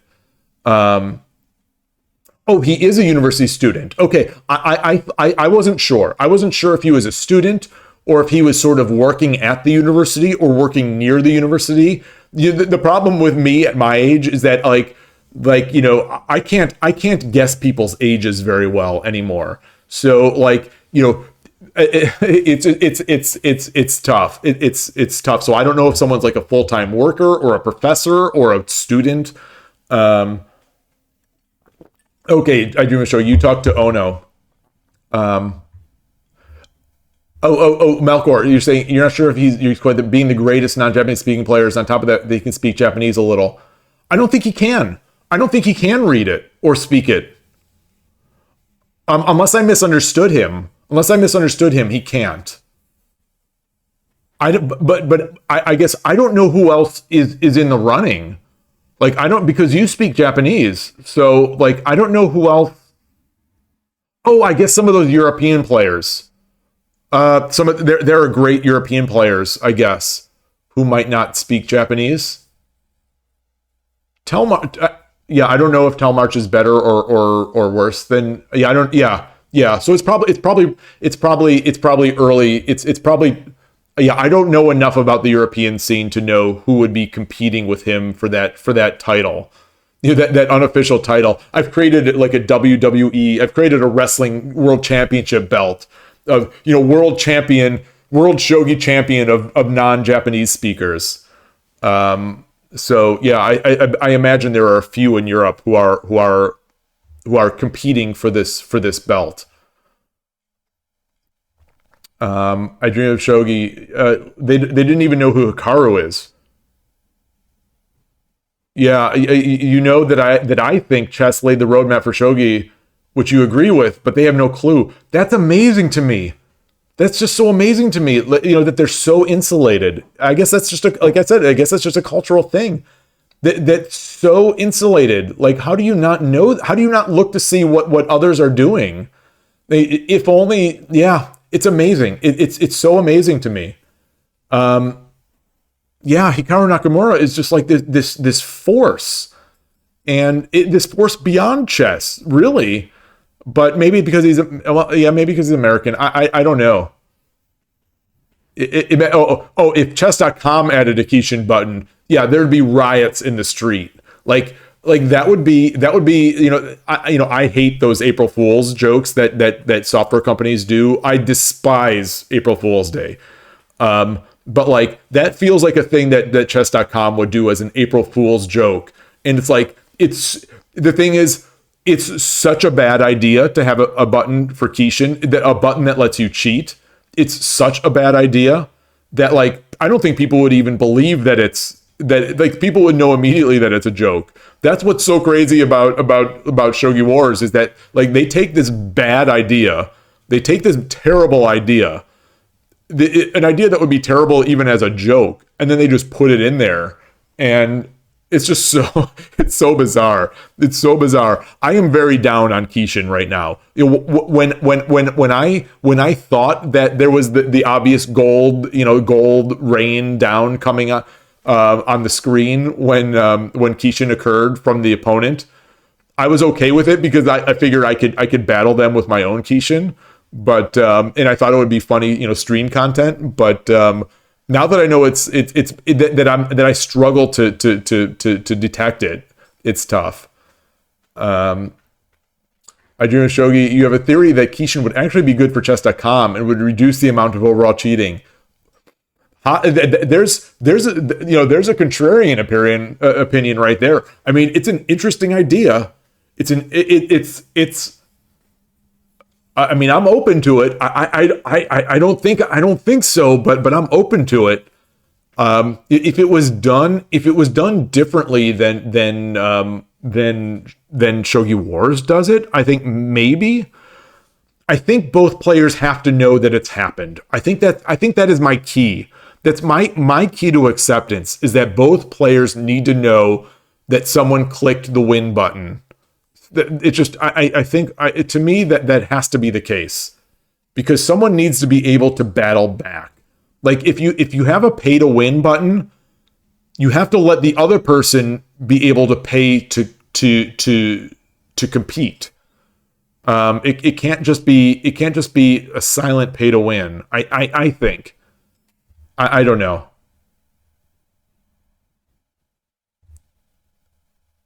Heroes is very focused on money making. I wouldn't really call it being mainly a promotional website. Yeah. Well, my thing is just, I think Heroes could make a lot more money with other avenues. Like I think the 3 games a day limitation for players is extremely short-sighted. I think that is extremely short-sighted, and I think that limits the amount of money they can get. I think the avatars, I think they could make avatars, paid. Like people obviously love the avatars in Shogi Wars. Make them pay. Don't make them loot boxes. Make them pay. I'll pay $5 or $10 for Nishiyama or Fukuma, avatars. Absolutely, I would. What I'm not going to pay is $30 for 11 dice rolls, and for 11 dice rolls for a 7% chance to get a Fukuma avatar. I won't do that. That's I think that's where a lot of people will draw the line, and I think that with this limitation of 3 games per day, it's like even chess.com doesn't do that. Chess.com gates their analysis, and I think if Heroes just followed their lead, it'd be way better than what they have, and I think they'd have more players. So who knows? What do I know? But yeah. Heroes stock has been doing very poorly since 2020. Oh, they shut down. Oh, yeah, I saw that they shut down their non-shogi apps. And yeah, like I it makes sense to me. It makes sense to me that they would not be doing well, because this seems like a very dated, like I was sort of making fun of it on, I think, Sunday night. It's like the old days. It's like they've learned nothing. It's like they've learned nothing from the past 25 years of software development, 25, 30, 40 years of software development. They are still taking their Shogi Wars. They're writing it to a floppy disk, putting the floppy disk in a baggie, typing out a label that says Shogi Wars, like a sticky label, slapping that label on this bag, and then selling them at the local software store, at the local Best Buy, or at the local CompUSA. They're selling their Ziploc bag of Shogi software on a floppy. That's what they're doing right now. And like times have changed since the 80s and 90s. Software has changed. There are so many better ways to engage with people, to get people to get whales to pay you, to get regular people to pay you. Software has changed, and they just have not. They have not grown. They have not updated. It's amazing. It's amazing to me how backward Heroes runs Shogi Wars. Let's see. Some decade or some century, this seems like a good idea. People aren't ready for it. What is this? This is the, oops, I tried to respond. What is this a response to? It's the response to transports. Gosh, Twitch does not make it easy for me to see what that response that Todovsky said is from. God, why can I not see it? I'm clicking everything in this comment here. I'm clicking everything in Todovsky's comment, trying to see what is actually being replied to. Let me expand the view here. What would happen? Oh, this was about chess.com adding the Kishin. Oh, okay. Hey, Ash and Silverwolf, good to see you. We're just chatting. Sorry, you've probably been here for a while. You've never touched that Kishin button. I have definitely touched that button.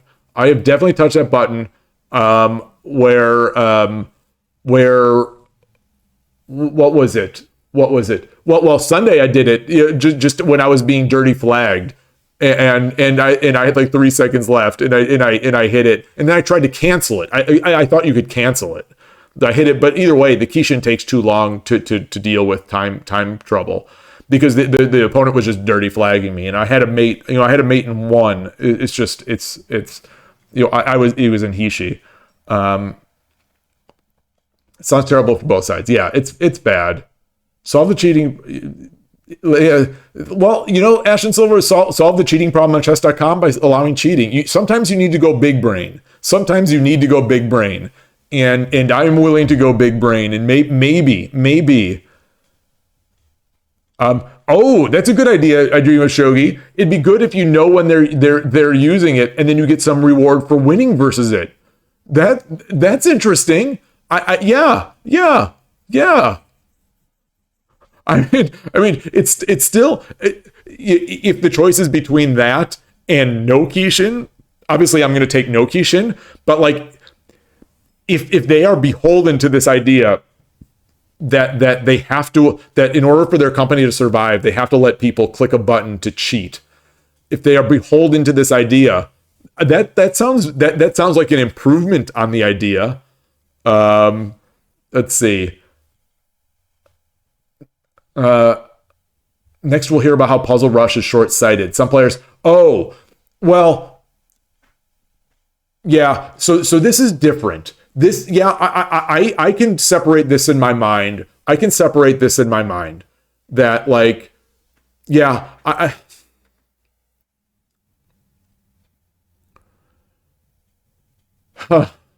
yeah, Puzzle Rush. Puzzle Rush doesn't have there's no motivation. I mean, for a lot of reasons. I don't want to spend too much time on this, but like for a lot of reasons, I think Puzzle Rush could be. People don't have stock in their Puzzle Rush account as much, so I think if they didn't limit the Puzzle Rush. The main focus of chess.com is playing. And so they don't want to limit the playing. They want people in there. So that's why they add, that you can't do analysis. You can't do this other stuff. I think the Puzzle Rush, I think you can make an argument that by opening up Puzzle Rush, maybe they'd get some more subscribers. I don't think so. I don't think so. I think people would just go in incognito mode and do their Puzzle Rush and possibly never pay, never pay or never log in or never play, like playing, having more players is having more players is a priori, having more players is a value for chess.com, period. There is having more Puzzle Rush players is not a value. Having more players is a value. So, the more free players you have, the better the experience is for the playing players. So, I think there are a lot of reasons why limiting by gating the amount of play by money by a subscription is a terrible idea. And I think chess.com is. I could not possibly criticize the way chess.com is monetizing their site. Like I don't know. I am going to say that everything they're doing is right, and anything that my inclination based on their success is that everything they're doing is right in terms of monetizing. And so I think if someone diverges like Shogi Wars, then I think they're they need to really prove it out, and I think they're proving that they're wrong. A hero's market value. Whoa, minus 90%. Oh man. Yeah. That's a good question, Todowski. No joke. That was sort of running in my mind. Is that I wonder what how much someone could buy them for. Oh, you're back, Necrodes. We still haven't switched off this puzzle. I still haven't done this puzzle. We're still talking. Yeah. Todovsky is not talking about subscriptions. He's talking about buying the company. That's how I interpreted it. And he just said, I mean the entire company. Yeah, that's how I interpret it, like buying the entire company.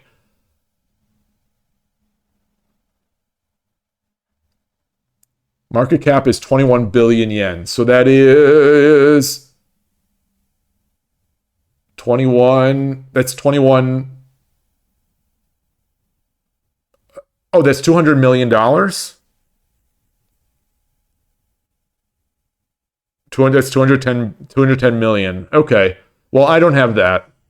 I don't have that. I can't buy them out. Oh, and I guess yeah. With I mean with today's yeah. I'm doing the old school.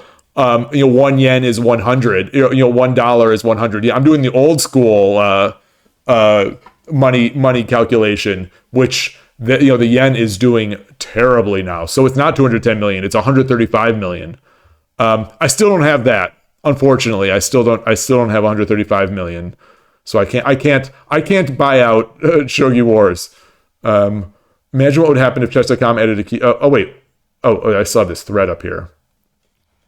Yeah, time to dump all your bitcoins. Exactly. Dump all the bitcoins and just buy Shogi Wars. Open it up. Open it up. Oh man. Imagine Shogi Wars with pre-moves and nice dragging nice dragging like Lee Shogi, arrows, colored arrows. Like, look at all this great stuff. Look at all this great stuff that programmers have learned to do since 1996. Look at all this great stuff. Look at all these great new developments since 1996. Look at this. Look what I just did.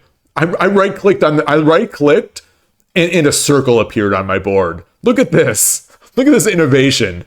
This is amazing stuff. This is amazing stuff. And I corded a button. Look at this. It's blue. Look at this. It's red. Look at this amazing stuff. Oh my God. Software is great. It's built as a mobile app. I assume the number of people playing on desktop. I guess. I guess. Hey, Coach Ro, great to see you again. Exactly. Olive Micon.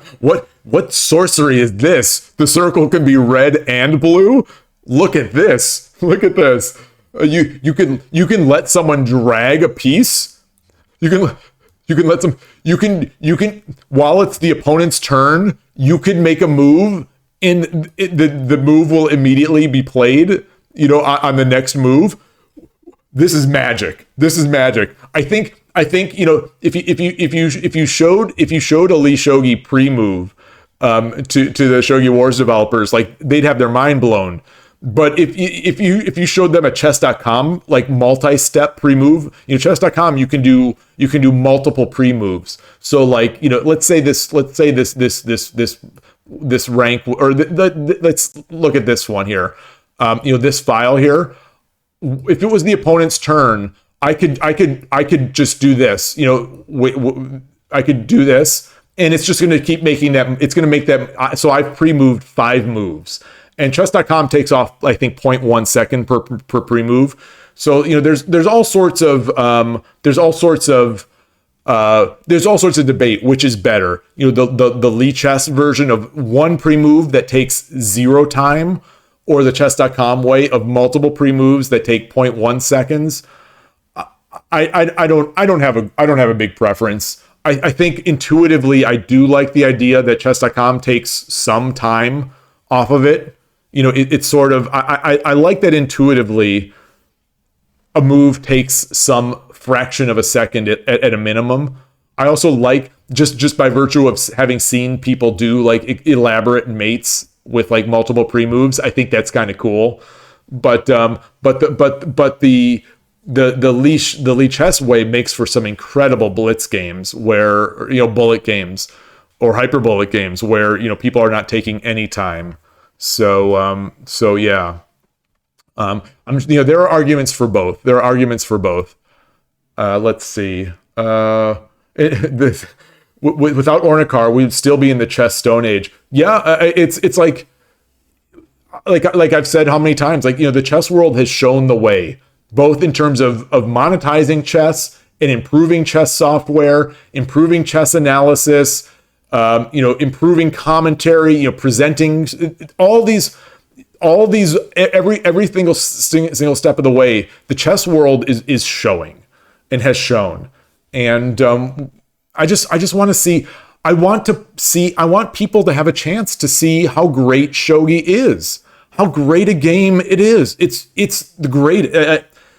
I'm not going to say it's the greatest. Obviously it's my preference, but I'll just say it is a great game. It's a great game, and if we just present it, let's see. You'd probably still be playing on Fix, or if I say it, using Baba's chess. Oh man. To be on GCS or VIX using Raptor. Gosh, I don't even know those. I don't even know those. I definitely have played on Fix, or I don't know if that's how people pronounce it. Yahoo Chess. Oh, I have not played Yahoo Chess. I've observed some Yahoo Chess. I've seen some people playing it. And, hey Rico, I don't know if I don't think I said I'm confusing the days. If I greeted you, welcome. Good morning or good afternoon for you. Okay. You prefer chess accounts pre-moves.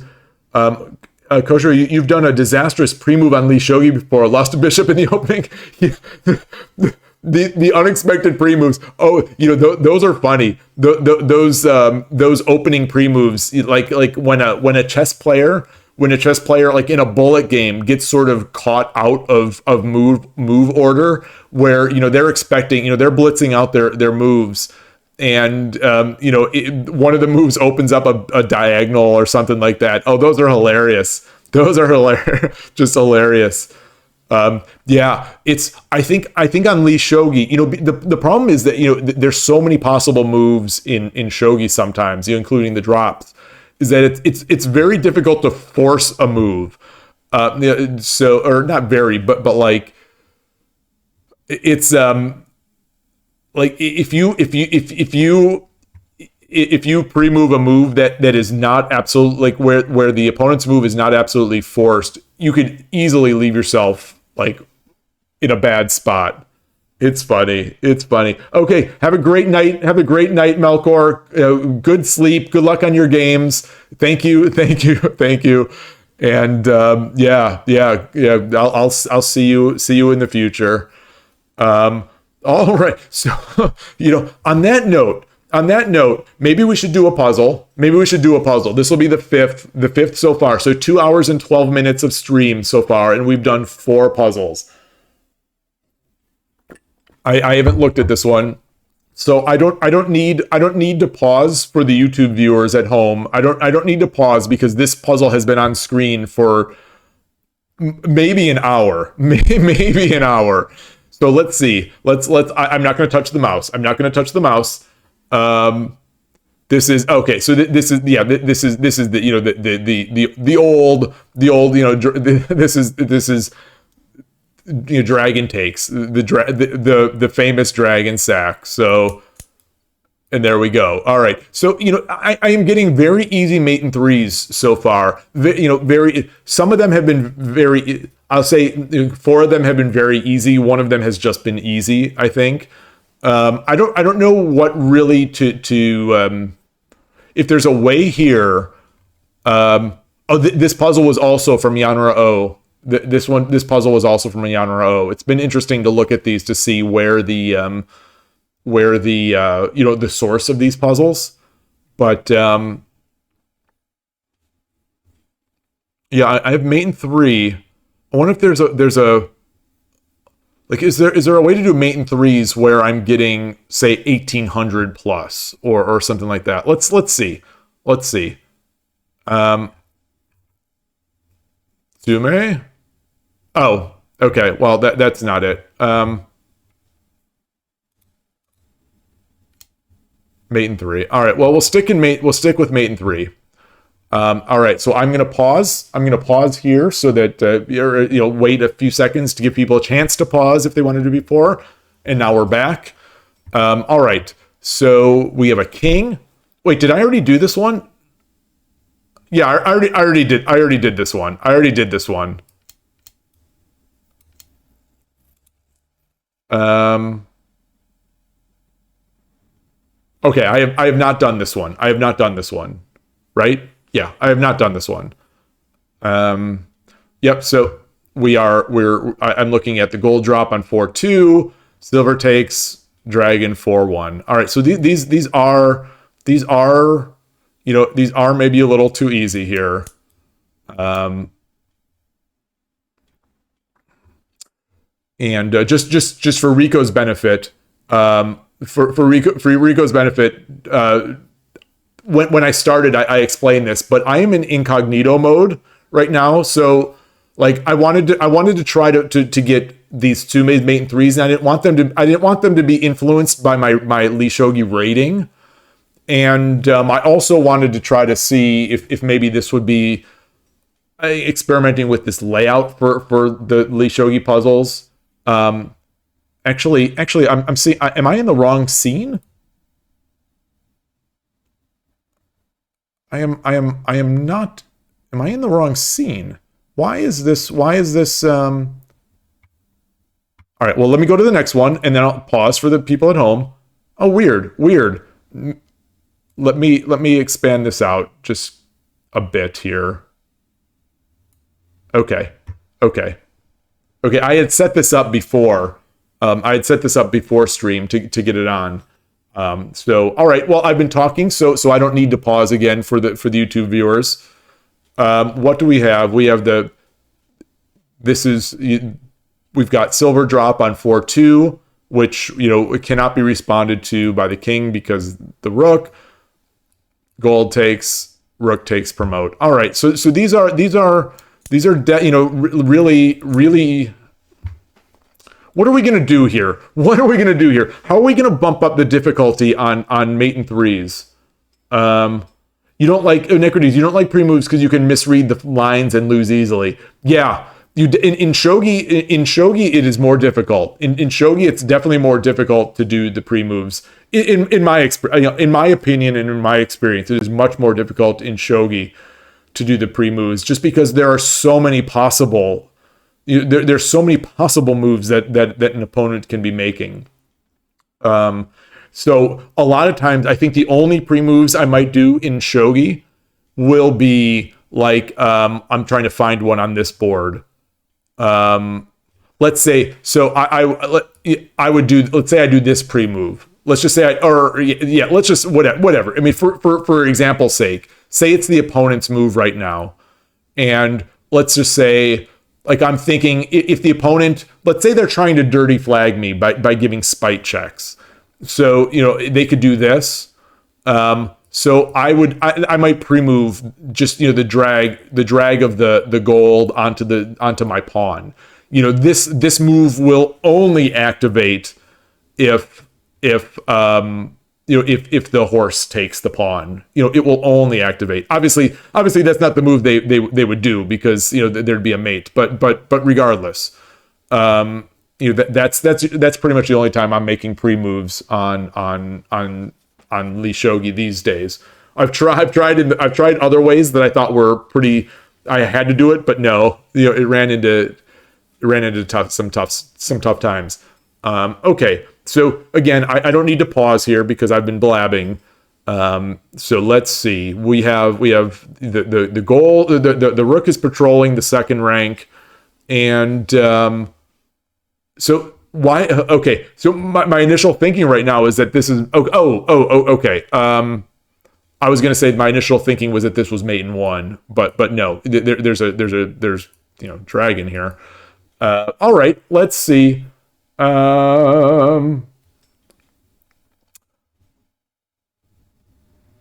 Why am I so slow?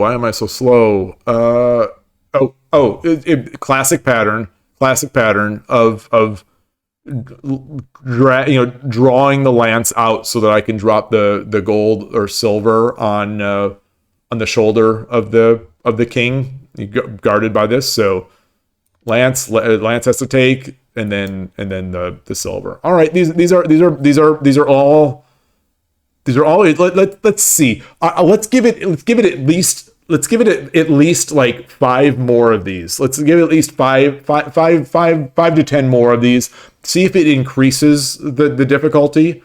Otherwise, I guess I'll switch to maybe mate and 5s. Maybe that'll be more difficult. So we have a knight here. We've got the I'm not going to move. I'm not going to draw arrows yet. I'll draw arrows after I'm done thinking. I'm going to try to think it through as if I was over the board. All right. I am immediately considering. I'm considering the gold on 4-2. The gold on 4-2 pushes forces the king out to 5-5. Is it 5-5? No, 5-4. And then the silver the silver mates it on 6-5. Because the knight is guarding 4-5. So I think that's it. Let me just read it one more time. Gold 4-2. The only move is king 5-4. Silver 6-5. The only move is nothing. There are no other moves. Because 4-4 is guarded by the horse. All right, let's do it. So if the opponent was slower, I'd be able to do a pre-move. That would have been good. Oh, no, there's probably no way to force the engine to take more time on these. Like if the engine takes if I could set the engine to take like 3 to 5 seconds to make a move, then I'd be able to do pre-moves. All right. Okay. Feel free to pause, and now I'm on unpause. Here we go. Oh, classic. The classic sort of I don't know what this is called. This sort of shuffling pattern, where you draw the gold across. Usually it's when the king is on the second rank, and the rook is on the first, and then you draw the gold across while the pawns are blocking it. So I don't know what this is called. But what is this is a pattern. There's a name for the pattern, but I don't know what it is. It's not to use the less to use the less vulgar and less correct term. It's not butt gold, I don't think. I don't think. Anyway, moving on. Giving someone some time to reach the pause button or hit the space bar, and then deal with the fact that YouTube has focused the keyboard on some other part of the page, so the space bar scrolls the page, and then you got to scroll back and then find a way to pause. Yeah. Anyway. My own problems trying to deal with some of the software sometimes. Okay, we're here. Looking at this, we have. I think that the gold right now. What pops out at me is gold, the night drop on 3-4. No. Yeah. The night drop on 3-4. The king is. The king night drop on 3-4. The king, if the king moves to 4-1, there's gold 4-2. If he moves to 5-1, there's gold 4-2. If he moves to everything is is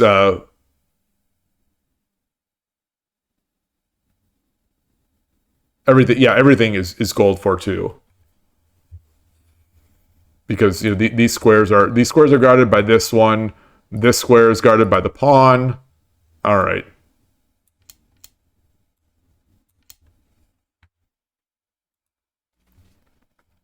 Pausing. Let's see here. Let's see here. Okay, so I've given it time. Now, what do I have? I have a pawn. Um,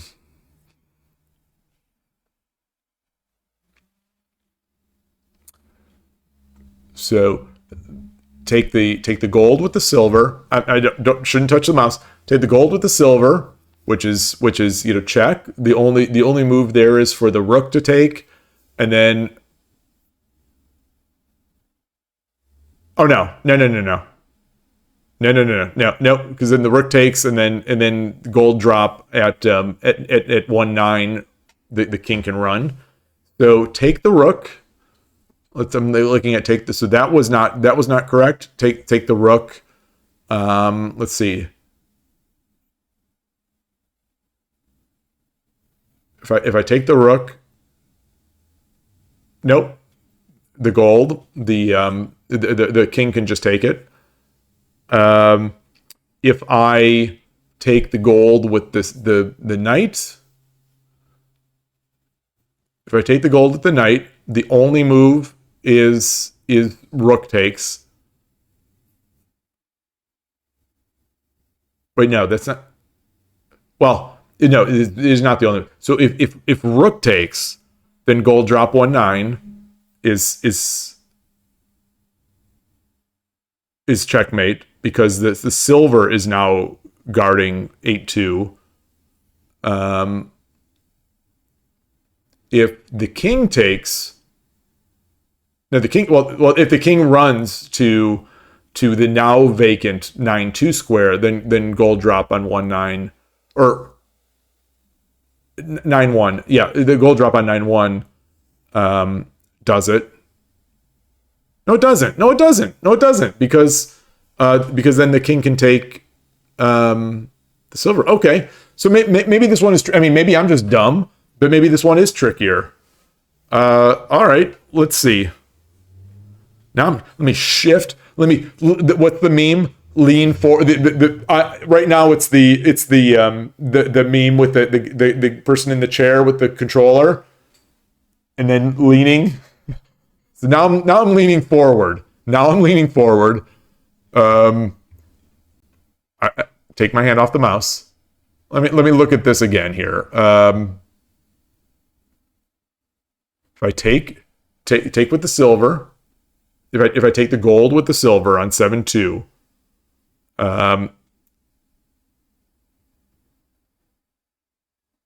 rook takes,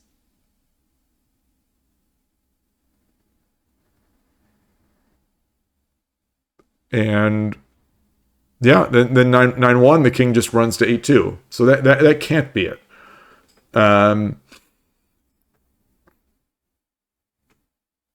If I take the if I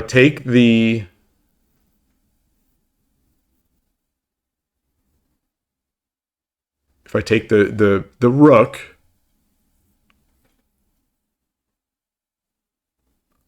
king takes, and then a check by the rook is not going to do anything on 9-2, because then the king will take 8-3.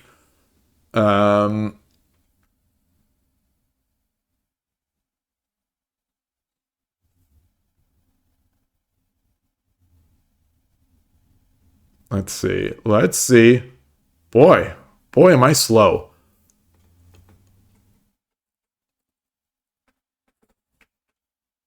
What am I missing?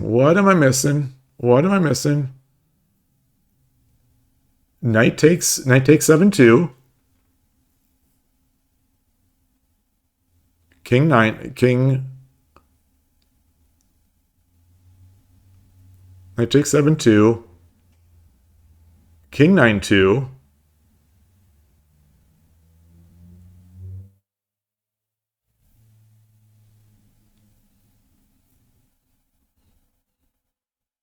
Oh, okay. I guess, yeah, okay. So knight takes 7-2, promote.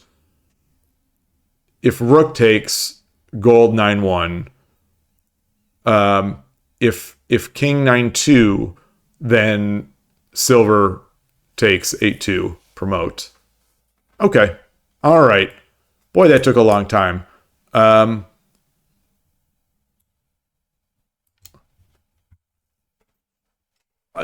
I like that one. I mean, maybe I'm just too slow, but I like that one because it required visualization of the post take piece being promoted. All right, moving on. So that was the hardest one so far. It might not. That might have been for everyone else. That might have been brain dead easy. But obviously, I took my time. It took me a bunch of time. All right. So I guess my blabbing again has been enough time to pause, if in case anyone wants to play along. Okay. So we have just my caveman is immediately looking at 7-1, the dragon to 7-1, which 7-1, yeah, 7-1. The only move for the is for king 5-2, and then the gold drop on 5-1 is the key because this is guarded. All right. So caveman wins. Caveman sometimes works. Caveman sometimes works. Moving on. Moving on. What do we have? I've got a gold in hand. I've got a horse over on 9-1. You cannot let the king run over to 3-1.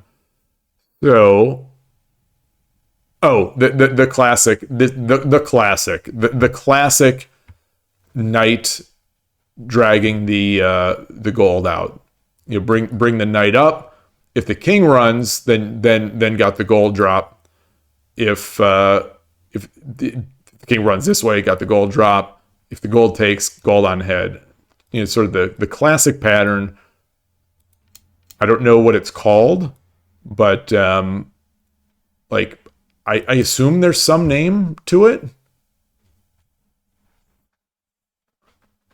Like I want to believe that these patterns have names because the chess mating patterns have such rich names, just sort of rich historic names to almost all of them. It's really fun, and it's sort of easy to categorize them in your head when you're looking through. Oh, this is a Swallow's mate. This is Anastasia's mate. This is Arabian mate. Yada da da da. They have names, but they're in Japanese. Yeah. Well, I want to know the names in Japanese, or so that it can be translated. Or you call it the night gold pattern. I like it. I like it. Sometimes these problems have like a what's it called? A rook here or something as well. But yeah. Night. I think that's probably in my mind what when I see them, like especially on Shogi Quest, where they give these a lot in this seems to be like the second tier of difficulty problem on the daily mate runs, where like you get maybe 3 or 4 or 5, you get the 3 or 4 or 5 like super easy ones, and then you get the almost super easy one. Like this is like the almost super easy one where you need to you can't just sort of brain dead gold. It's like pause, night, gold, kind of thing. All right, moving on. Oh, okay, so now we've got a constructed puzzle. I'm gonna try to remember the source of this one after. Remember to look it up. This is like some of those things that are in the easy and very easy mate and threes on playshogi.com. So, Okay, so I'm you know, my tsume brain is thinking they want me to sack the rook on 1-2, so that I could take the mate with the knight. My tsume brain is wanting this, but you know, I don't think that's going to be it, because the king can run out this way. Um, but if he does run out that way, then I've got the gold here to promote, and that will be mate, because the knight is guarding this square. Okay, Tsume brain was right. Wait, what was that? What was that arrow? It looked like different shaped dots. This is the source. What is this? Shogi.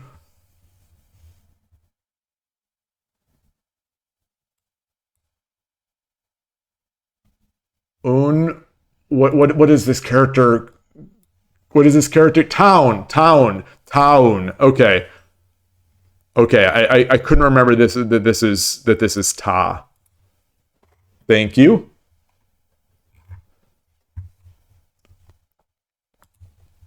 Moving on. Okay, so we're back out of the constructed puzzles, back into the real life. Yeah, this is you know, yeah. I wish we kind of wouldn't get these, but yeah, you know, the obvious. You know, they love you to sack. They love you to sack you some rooks and dragons in a lot of these puzzles. What was that? I just heard a weird sound. Oh, I think I left notifications on my phone.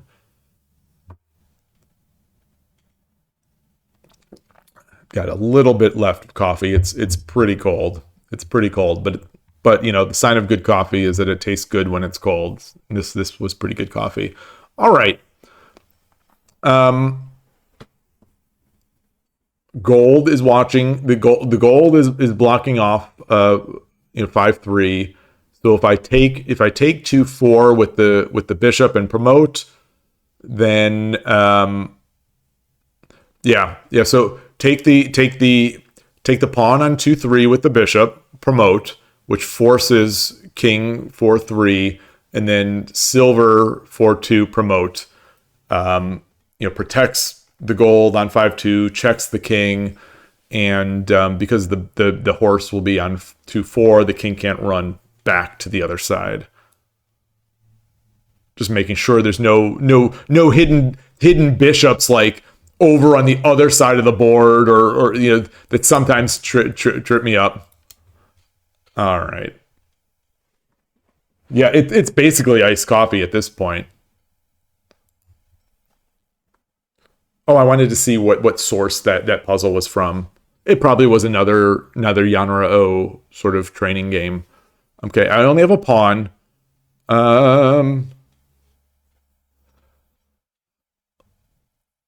This is feeling very rook sacky. So yeah, if I take the rook, or if I take the gold at 3-2 with the rook and promote, if the king runs to 5-1, I've got the gold drop on 5-2. If the king takes on 3-2, then I've got the gold drop on 4-2. Protected and backed by the bishop. Just making sure there's no other stray bishops and rooks, anywhere. All right, that's it. We love us some rook sacks. Okay, so this is going to be. I knew I had a silver. I knew I had a silver before even looking at my my pieces in hand, because they're showing you. I mean, they might as well they might as well put these, actually do it in red. They might as well have these circles here, because it's like you're not getting out. So it's the only thing to look out for is this, but it's going to be the 2-step here. All right. Oh, I wanted to look at the source again. Darn it. Okay. Wow, they've given me a lot of pieces in hand.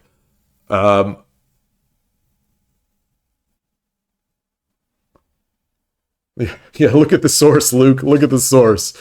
Um, okay, so here, um, okay, yeah, go. I'm the thing I was looking to see that if I apply the check on 5 and 3 with the gold drop, the only move is for the king to run, and then I've got another silver which I can then drop on 3-2 or 3-3, and the king can't run because the 3-2 can't take because the gold is now protecting it, and the oh wait, no, nope, sneaky. Okay, I see you, Lee Shogi. I see you, puzzle source. Um, let's see.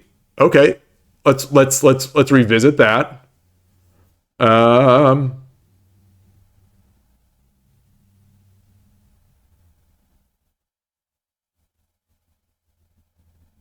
I like this one. I like this one. Okay, silver 1-4, silver drop 1-4 is you cut off that running square. So silver drop 1-4. If the king takes gold on the butt, mates it. If the rook takes, or if the silver or rook fill that square at 1-4, then I've got the gold drop on 3-3, and those are the only other ways. Oh, so if I drop that and the king runs to 3-2, then I've got the gold drop on 3-3 to deliver the mate. That's why I have to use the silver first. Okay, I like that one. I like that one. It wasn't. It felt somewhat. It felt like it could have been real. It felt like this could occur in a real situation. Oh, more Shogi Town. Shogi Town. Oh, I have this scroll set. Because I'm in incognito mode, I don't have my settings where scroll bars scroll to go through the moves is turned off. I turn that off by default. Pausing.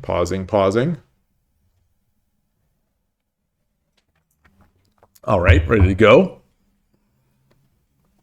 Let's see. Where are the squares that are open? So the king's squares that are open are 6-4, 6-5, 6-6.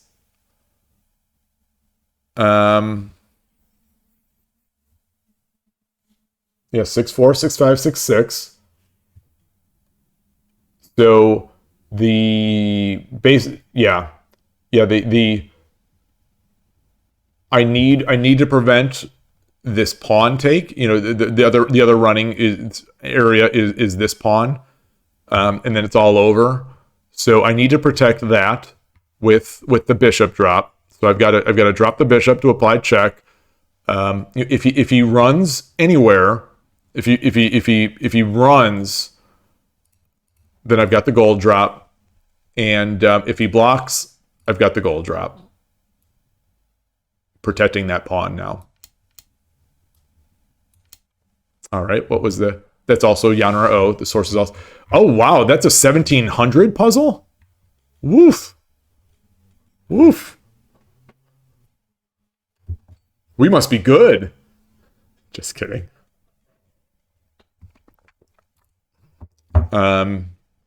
Pausing. All right. I've got a bishop in hand.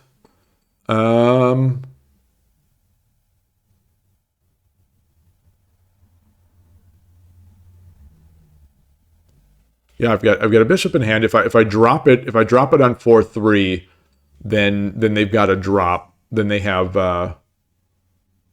they can just drop something on 5-2, and that blocks it.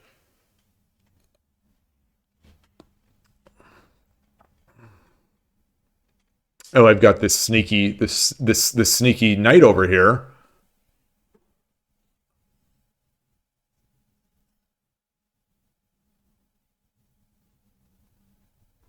Oh, yeah. So that bishop on 4-3. The king cannot run. The king cannot run, and it cannot take a piece because it's taken by the narike, and or it's the gin is by the narike, and then once he does block, then I come in with the knight, and there are no running squares. All right. Boom. Source. Another 1705. Another source from Yanra O. Cool. Cool. Cool.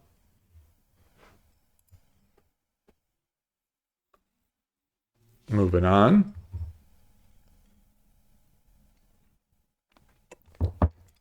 Let's see. Got a golden hand. And this pawn is suspiciously just chilling out over here on 1-4. You're guarding 1-3. You're suspicious. You're casting an eye over at this piece. So I can't bring the horse up to 3-2 because the king runs with 4-4. So I need to get the king to the side a bit. So yeah, I'm as I'm talking here, I'm seeing the move that I think I'd be making, which is gold drop on 2-3. So gold drop on 2-3. If the king runs to 4-2, then you've got the gold to 3-2, and that's mate. If the king takes, then horse to 3-2 protects this pawn. King can't run over to 1-3 because this suspicious little pawn is guarding it, and that's it. Okay, we've now crossed some number here. It's starting to go into the second row of puzzles. Or second roll. Oh, another Shogi Town. I love Shogi Town. One ticket to Shogi Town. Let's see. Let's get over here. We are, well, no, I'll give it a second here. Let's see. I'm pausing, for people that want to play along at home. These are I'm gonna have to figure out. Maybe I'll do a little more prep work than I had done to set up, like to set my layouts and set all this other stuff.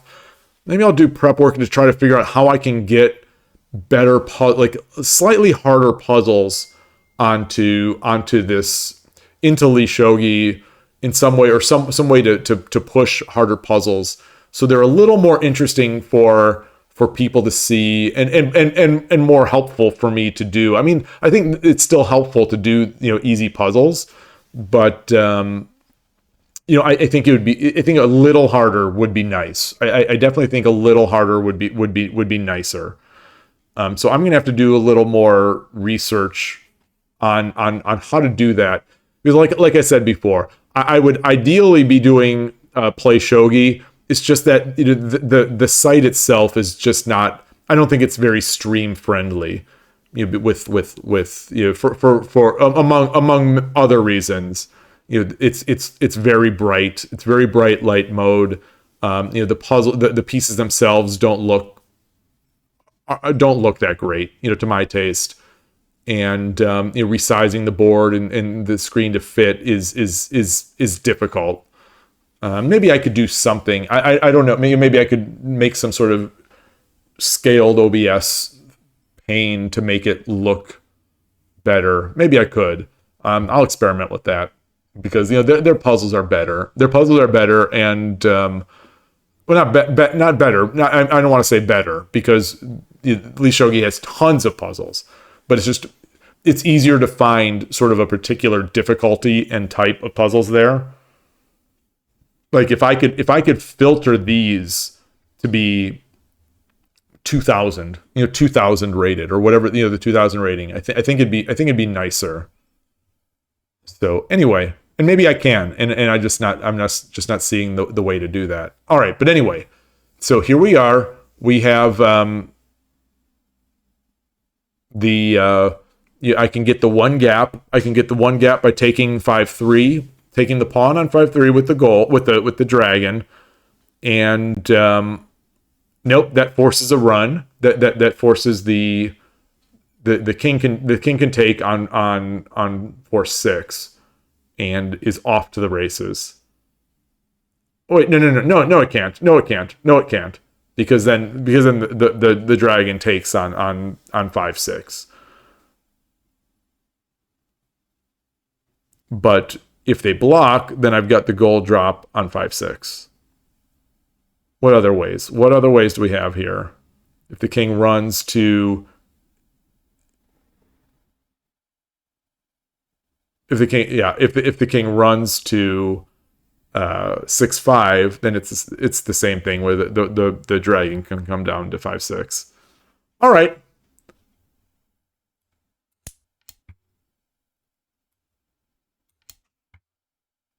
Check that source. That's a 1303. So that was about the same difficulty as the others that were 1700. But regardless, let's get another one. Pausing so people can pause theirs. And we're back. I was thinking, sometimes when I do these puzzles, I sort of guess what I have in hand by the shape of the puzzle. I was thinking that this one would be like a potentially a promote and drop a rook, but yeah, I mean that wouldn't have worked out anyway. But that's just how my mind starts seeing these puzzles. What do we have? We have it's not a Hishi problem. So there's this sneaky guy. There's this sneaky little guy. Let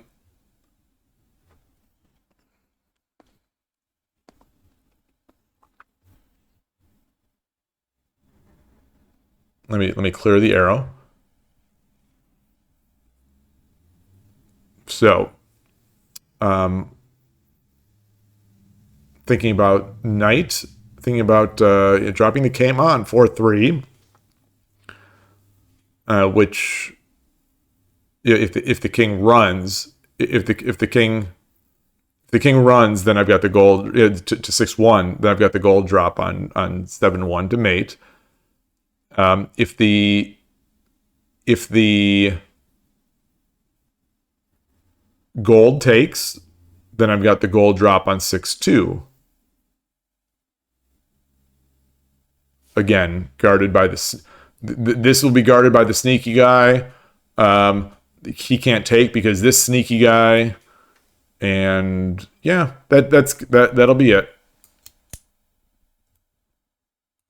All right. It's a 1696, another Yanara O. And at this point, I am going to, it's been we're closing in on 3 hours. I'm going to continue training, go to this so someone can pause, and I'm going to take a quick restroom break. I'll be right back.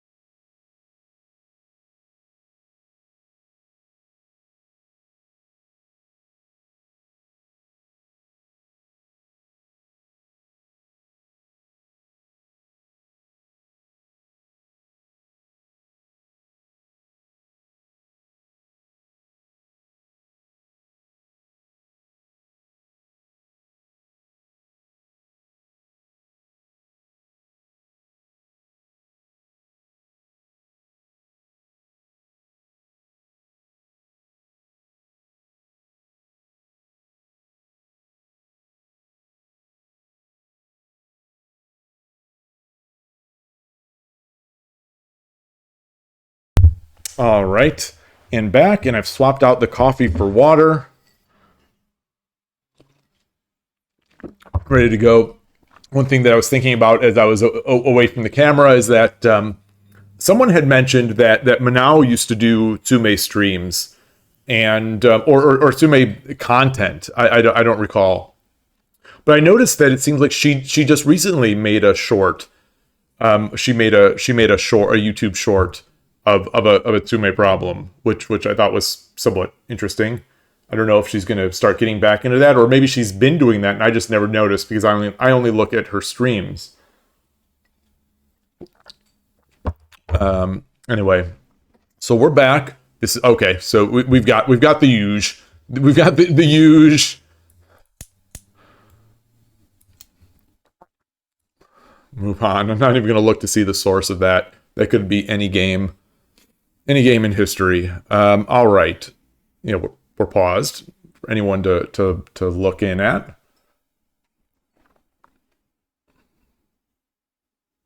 I like just jamming the gold in there. Yeah, actually, that is my intuition just jam stuff in.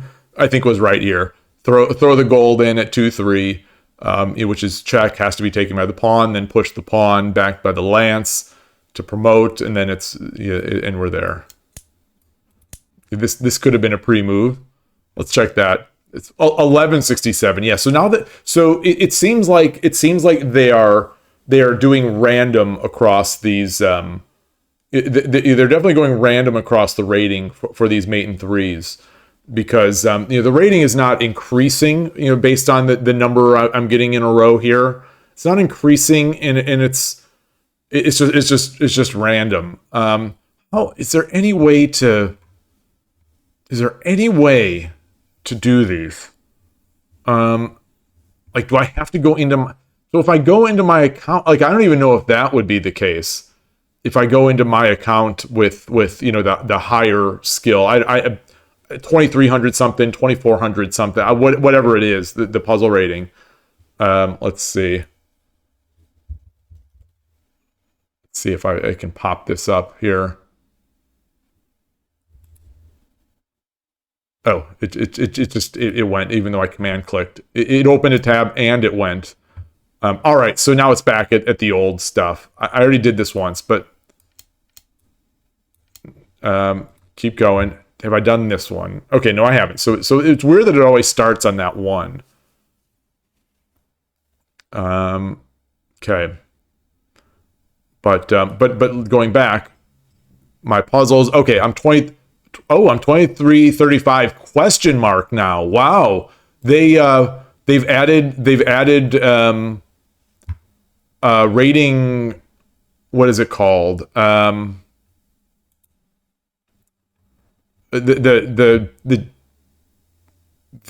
what's it called? They've added rating deviation to puzzles, or maybe it's always been there. I just never noticed. But weird. Yeah, I am no longer stable. No longer stable, because I stopped doing them because the daily puzzles took off like 150 points from my rating when I got 2 of them wrong. So I stopped doing them. All right. We are back here to this one. I think we're looking at silver 3-2, wherever the king goes, gold 2-3. Let's just see if there's anything. There's nothing.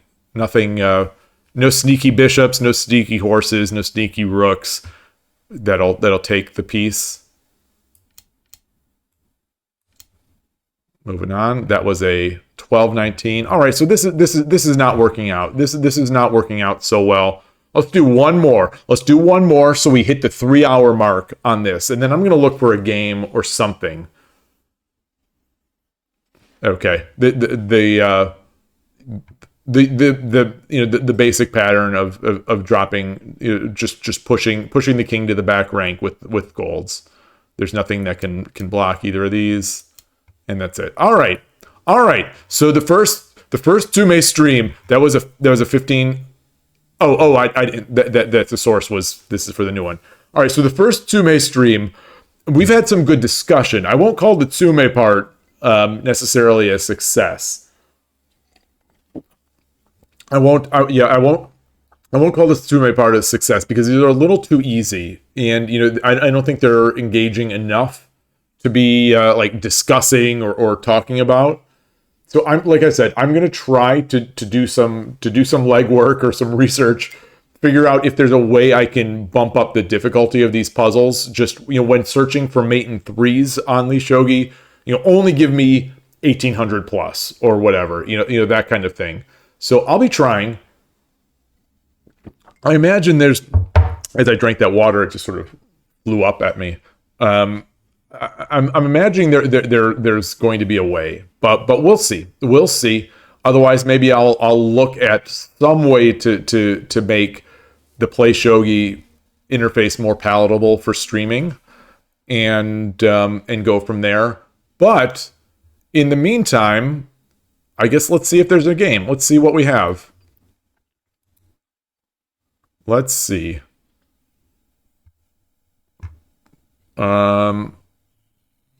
Super Blitz.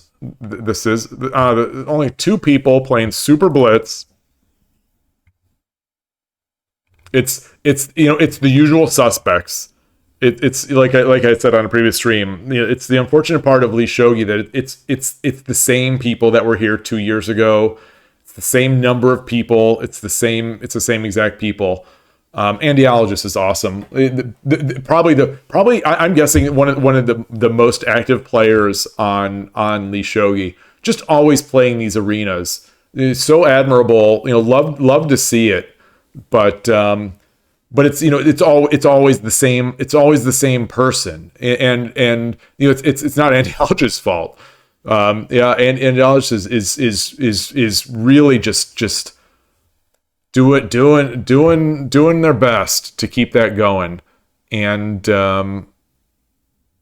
yeah, this is 310's awfully fast. 310 is awfully fast, but might as well. Hey, let's do it. Let's give Andiologist a win here. I think I've won once or twice against Andiologist. I'm not sure. Let me switch to my other layout, just slightly different layout here. And get in. Let's see my record against Andiologist. All right, 3-15, 3-15. So so I'll take it. I will take it. Let's join.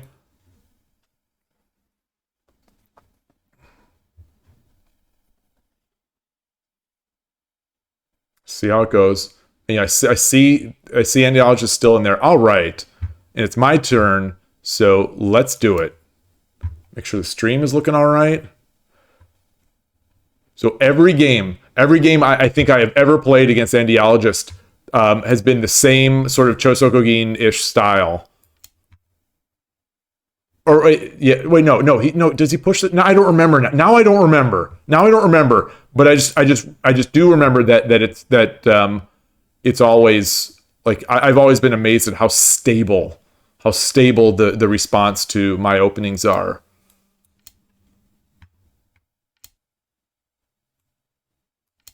Oh, I should have pushed the pawn. Yeah, yeah. I think I'm one move too slow. I'm one move too slow. Okay, well, that's good.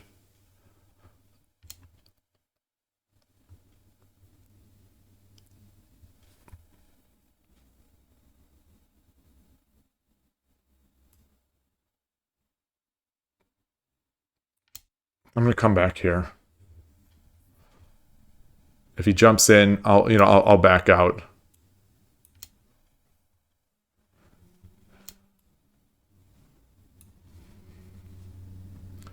So push, take, drop behind, take. Yeah, I can do it. Let's get it out of here.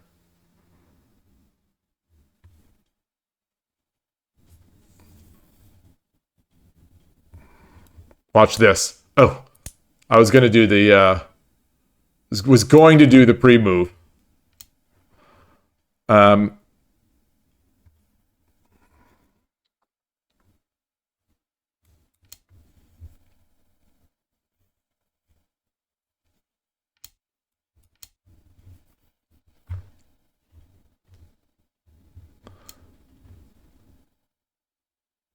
All right. Let's get up here.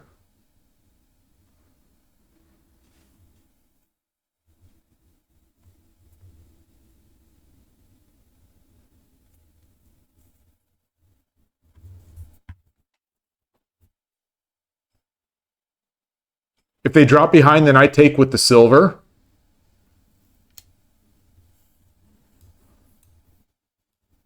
That was my thinking, is that if they drop behind, I took with the silver there. So I've got the bishop backing it.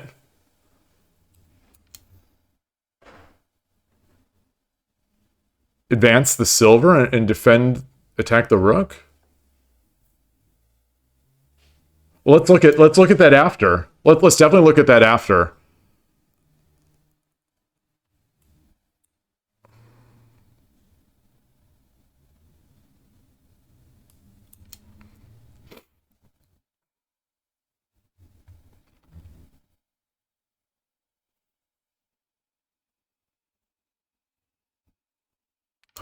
At some point, I'm going to get a pre-move in here.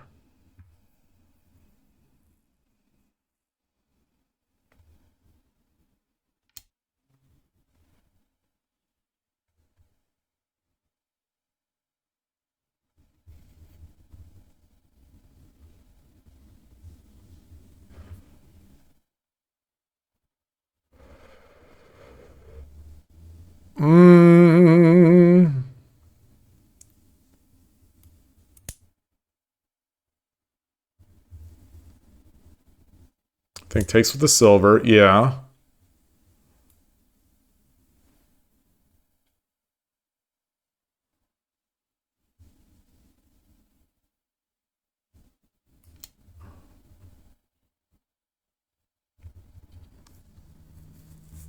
I think if he drops here, I'm glad to give up the bishop for it. Okay.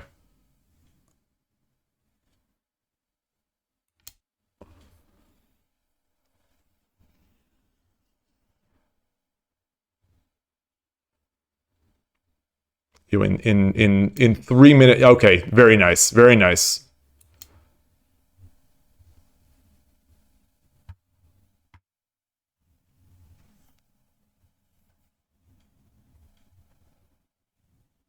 I was, yeah, in three, yeah, in this, I like that. So I'm thinking, things I'm thinking about are this now. I still need to push this pawn.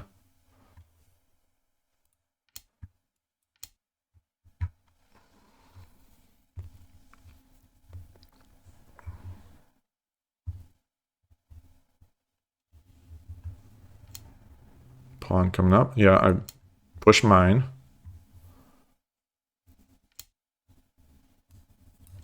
All right, all right. So now, you know, with there's not much of a castle here. I'm going to prepare. You know, I feel like I might be overusing this. This is now the third or fourth time. Actually, this is the fourth time I've done this now in a week where I'm trying to make this side attack. Let's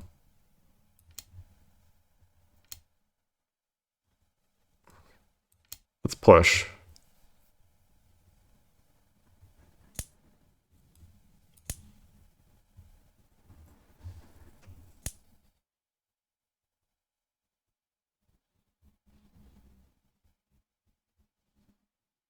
Oh, that's not good. That is not good. That is very bad. Okay, so 20 seconds. Boy, where did I go wrong? Where was, how was that not there? Oof. Oof, madon. Oof, madon.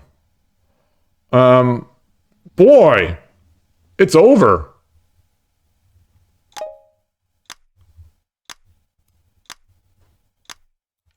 Boy. What just happened to me?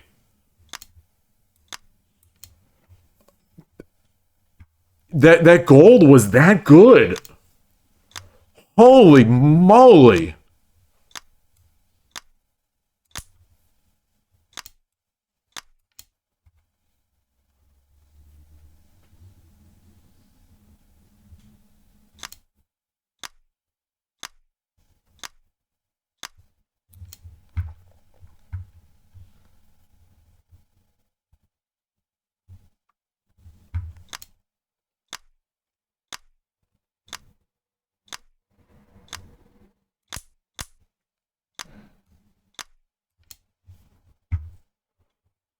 Trying to make some counterplay here.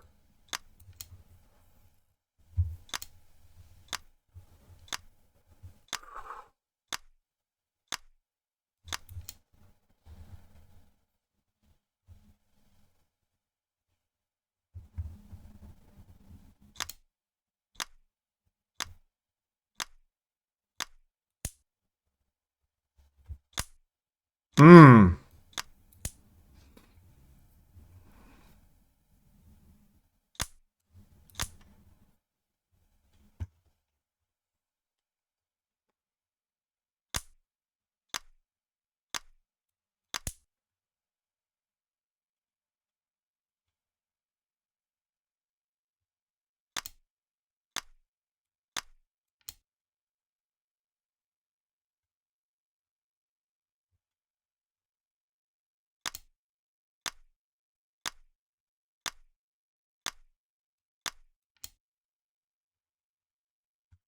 Tough, tough, tough.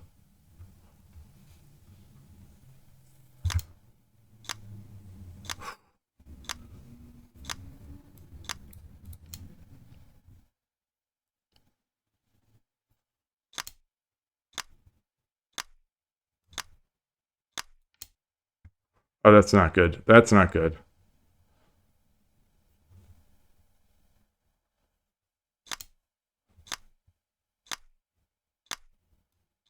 I'm about to take this silver. About to take this silver.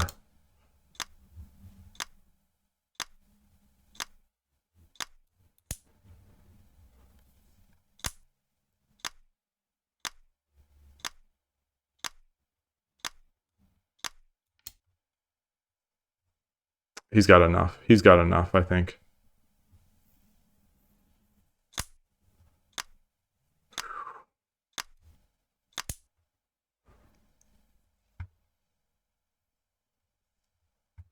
Oh, I think I should have come in with the pawn.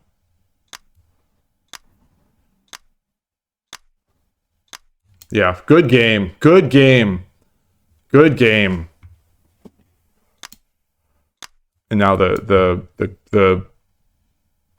there it is. Good game. Oops, I didn't want to go to the analysis board. I wanted to go back to the tournament. How do let me just get back to the tournament.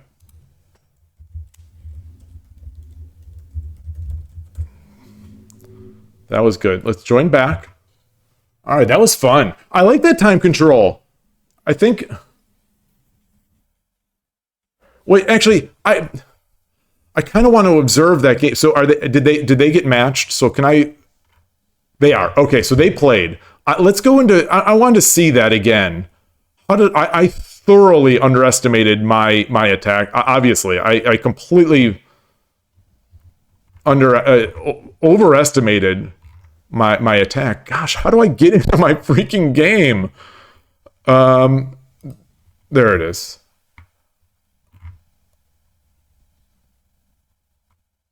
Am I in the analysis board? One of the things I really don't love is this. At some point, Shogi made this distinction between game and then analysis board, and they're basically the same thing, except they have slightly different features. And it's to me, it's awfully confusing. But anyway, so we're here. Might as well kick off a computer analysis. But where did we go? Okay, so I pushed up here, dropped over. Okay, so it's still even. Still even. Still even. I just didn't need to take. So yeah, taking was bad. Taking was bad. How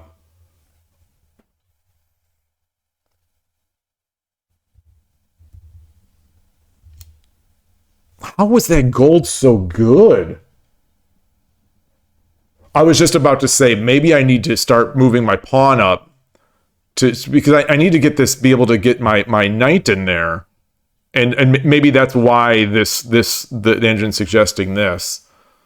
Very interesting. Yeah, I mean, 3-minute, a blitz game. I went on intuition, and my intuition is famously terrible.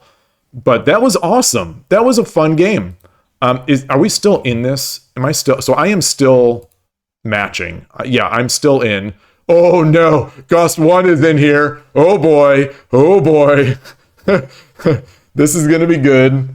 This is gonna be good. Um, oh man. All right. So now we've got 5 people in the tournament. You know, whether you know, at least we've done our part here. Yeah, Gust 1 is totally gonna farm me. Just farm me for rating points with his provisional 1588.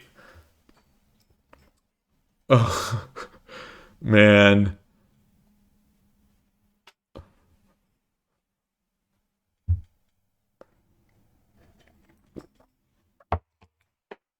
Good times. Good times. Um I wonder if I go, I wonder why I'm not, why are we not matching? Why are we not matching? Oh, and there we are.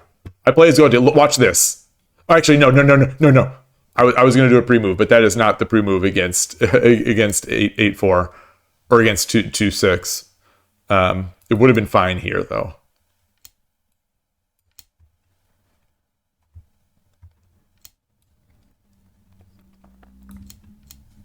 Oh, look at this guy blitzing out the moves.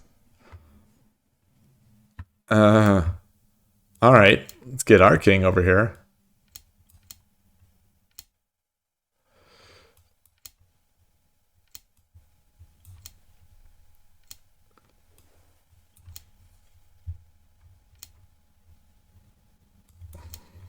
I'll play my little riskier bit, which I don't love. Oh.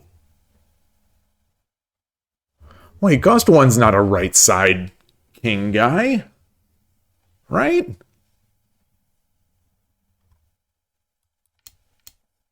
Oh, and why did I go into Mino if I thought he was making right side? Idiot! Why did I do that? What? So Gust 1, it is. This is Gabrielle. This is Gabrielle's line. This is Gabrielle. This is not Gust 1. All right. All right. I push this pawn. I push this pawn. We're making Kimura Mino, a castle famously good against. Am I trapping myself? I'm afraid. So I'm going to.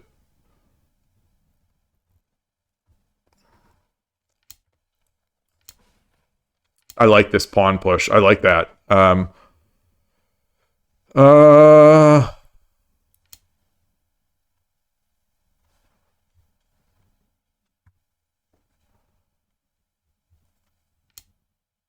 Okay.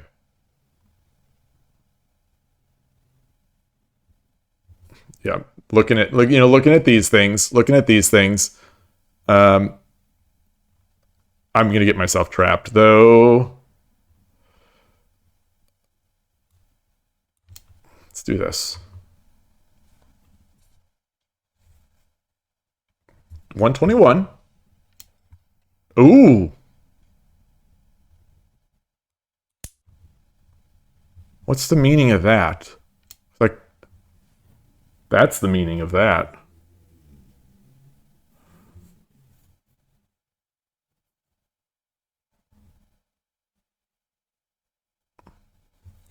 All right, let's do it. Let's do it. Look at this. See that pre-move? Pro streamer.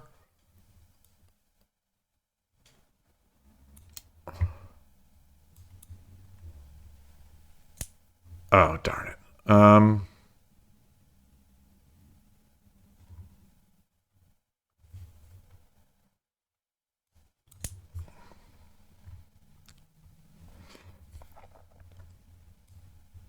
not going to pre-move that. That's rough. Okay, maybe I could have.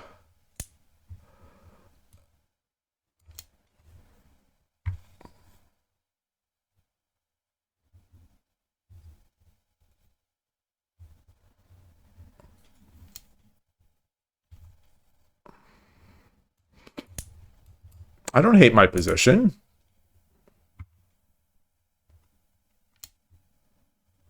Much.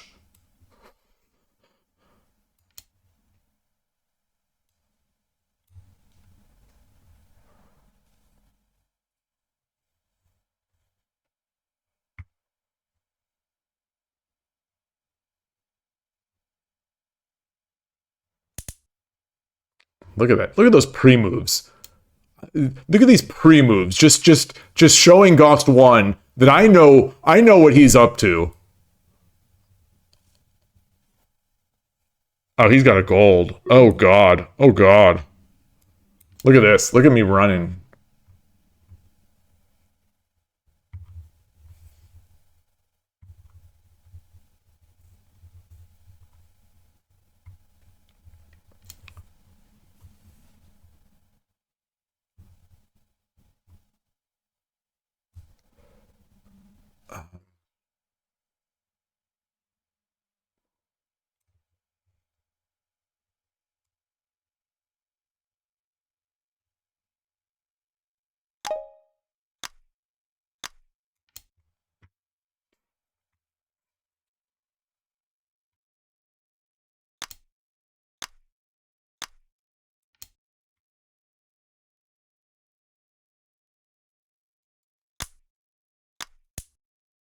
Oh, he's got the silver now. No, that was a gold. That was a gold. No, it was a silver.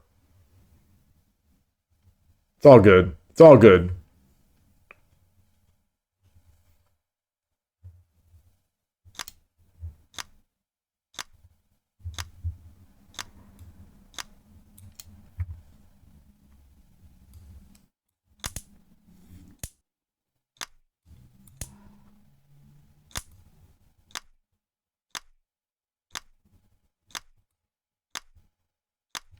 Oh, no, no, no, no, no, no. That's not going to cut it. Good game. Very good. Well, I mean, I'm still running. I'm still running.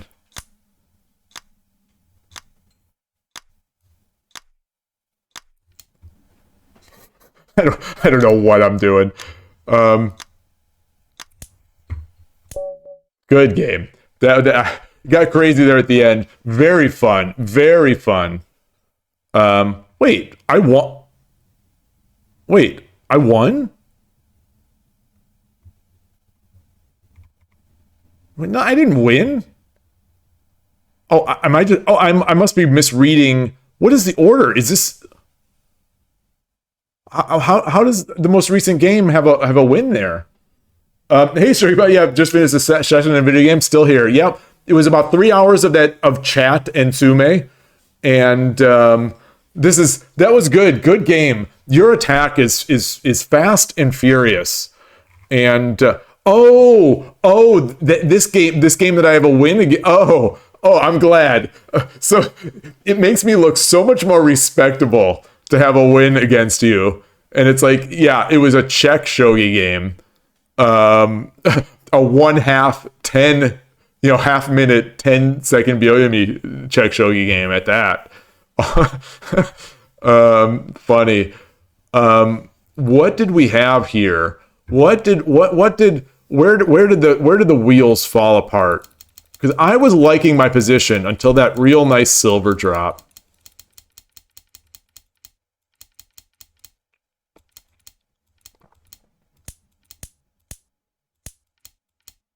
I think I got a little too enamored with making my pre-moves at this point. But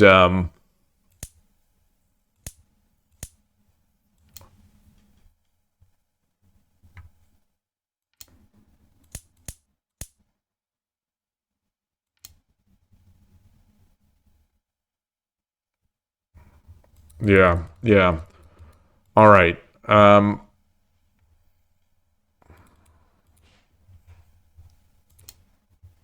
What are we thinking about this? So, you've got that attack. You've got the attack.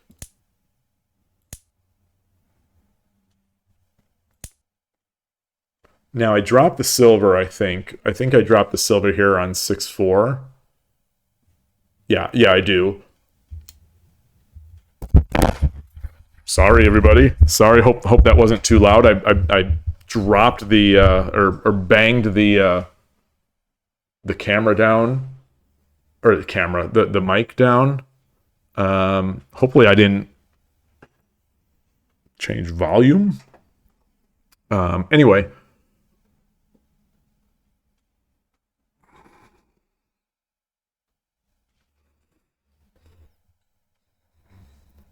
would this have maybe this would have been better? Would this have been better? We get with the silver backing this, the pawn just gets taken by the knight, and then I get the gold up, and there's none of those drop shenanigans. Seems a bit more solid. A pawn drop on 6-4. Oh.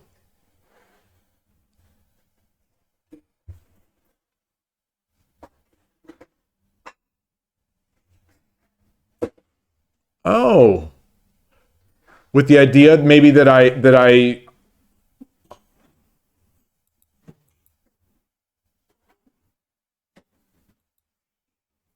actually. Oh, and there it is. There. So the engine is in agreement with you. And look at this. Yeah, I'm ahead here. The engine is loving my position. Like I had said, like I even said at this point. I think it was at this point. I think I said I like my position. I think I said, or I might have said I love my position. Interesting. Very, very interesting. I don't know why this is all garbled here. This view has got this.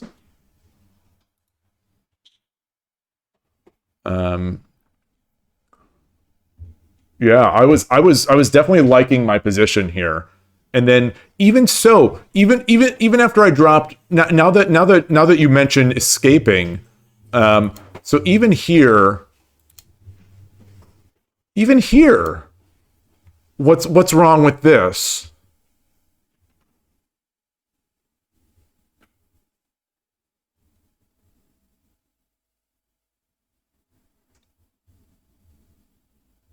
The engine didn't dislike my take of my engine didn't dislike the take of knight 7-3. So I guess that's not necessarily a problem. I think if I had to do this again, I might have done I think I might have done this.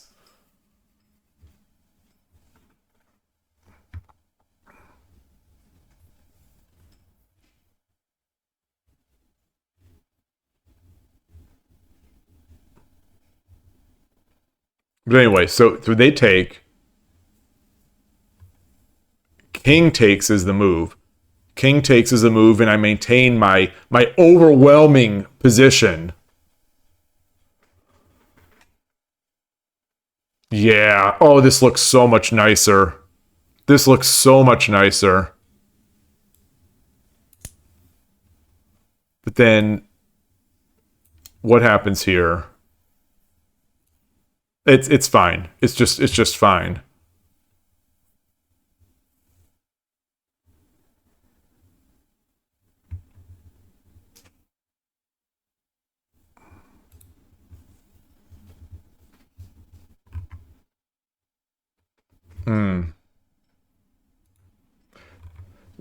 Moral of the story, I guess the engine doesn't like your right hand king. So I guess that's probably something that Migi-Gyoku players are used to, is seeing that eval bar swing, just like central rook players are used to seeing it swing down as soon as you move the rook to 5-2.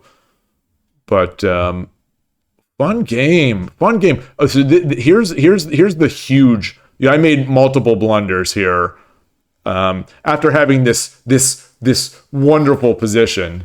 The big one here. Oh, I don't like that it shows it, but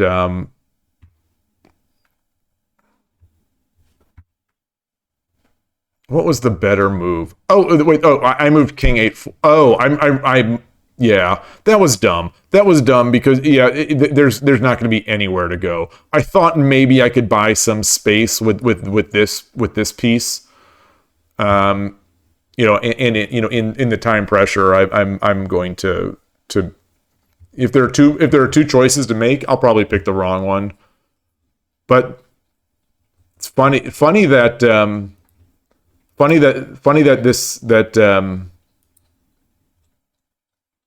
am I doing? Funny that this is just fine. This is just fine, and we're back to basically an even-ish game. Fascinating.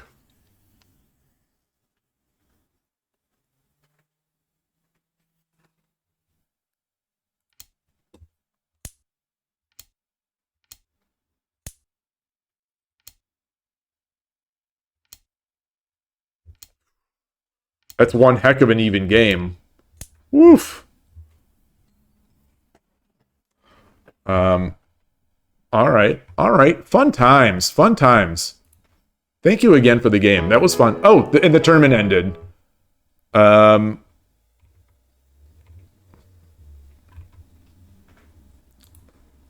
Did Gust One win the game against Endiologist? No. Kenichiwa did. Oh, is this I Dream of Shogi? Is Kenichiwa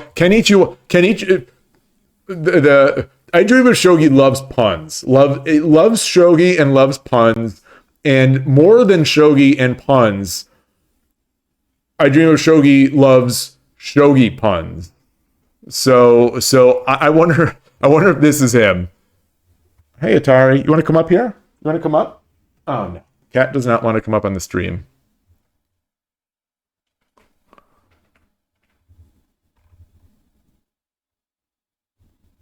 All right, alrighty. So we're back. Let's see. Let's see what else is. Wow, got the beach ball going. Okay. Daily Rapid, no players.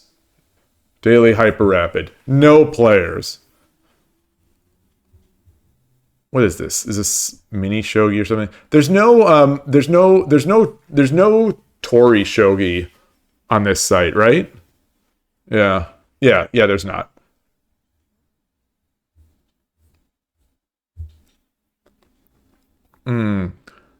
So Night Sparrow is not on.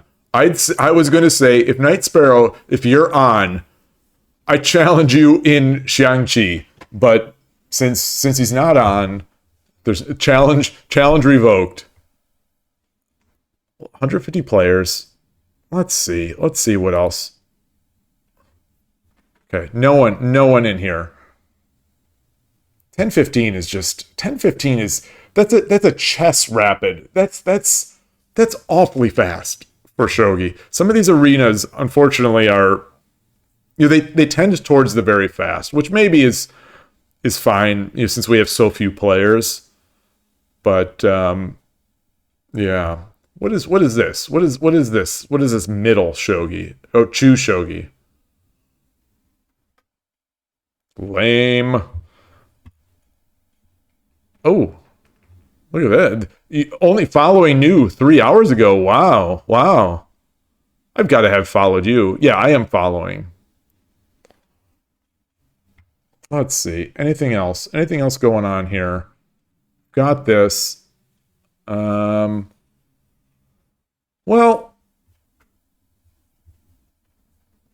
what's it like on the 24-hour shogi club right now? Oh, 225 players. There's nobody on. There's nobody. It's really tough to get a game at these hours, especially one without a sandbagger. So I'll avoid them for now. I'll come back here. Set up a game. I'll create a game. Create a casual game. 15:30. Random side. Just do it. Just wait. Wait a couple minutes. If I don't get any takers, I'll call it a day. The tonight is my over the board, Silicon Valley Shogi Club, so I'll be playing there tonight. There may be that who knows if the other member of the club is going to stream that board. We'll see. I don't know. I assume he's going to, but don't know. The Wi-Fi is spotty there, or the I think that the reception is sort of spotty in there. So on that stream you see a bunch of like cutouts and delays and whatnot. But for the most part, it seems kind of fun.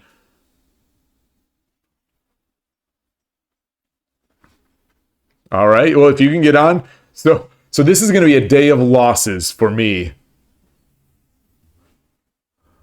But yeah, no pressure, no pressure. If you get interrupted, I will gladly take a timeout. No, just kidding. I'm thinking here. All right, and there it is. Oh my gosh, I am Sente, so I have the advantage. The computer thinks I'm ahead.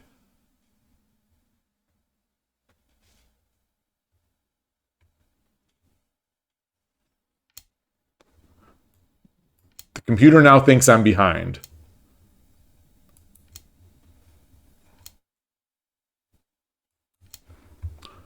Look at this. Look at this. Look at this. What's it called? Invincible castle without the rook in there. I'll come up.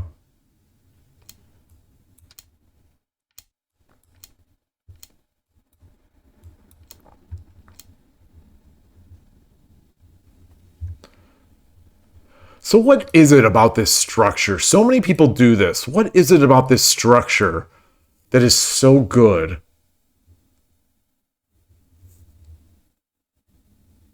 Is it because it cuts off these ideas? I'm still gonna pop up. I'm still gonna come up.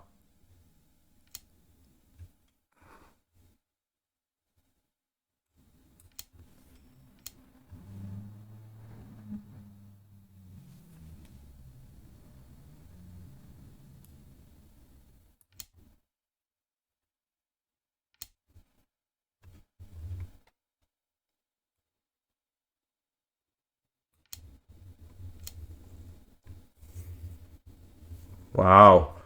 Am I playing Night Sparrow? Am I playing Night Sparrow or am I playing Ornal? Did I challenged Night Sparrow to a Shang-Chi match. I didn't challenge him to a Shogi match.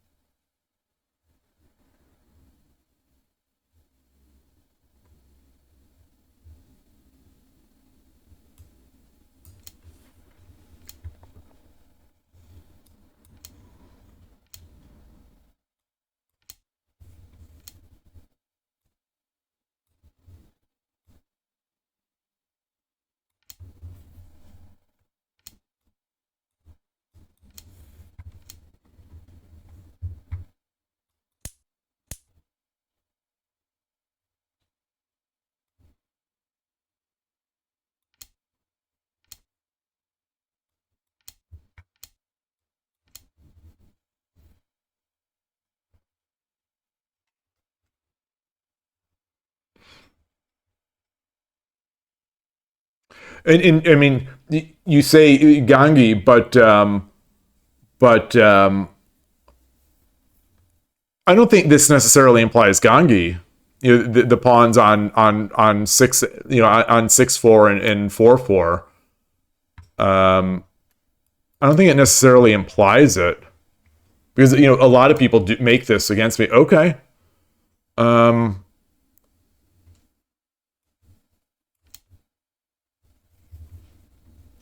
Is this technically silver horns? I guess I've got to maybe.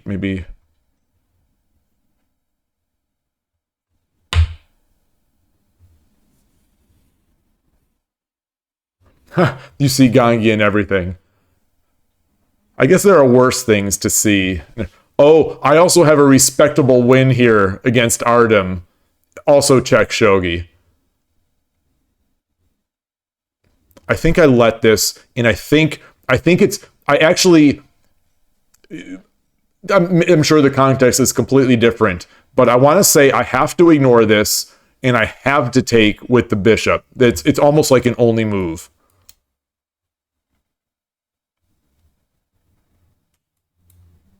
Look at this. Look at this. Pro streamer. I'm pre-moving I'm pre-moving taking the juicer. Oh. I don't like that now.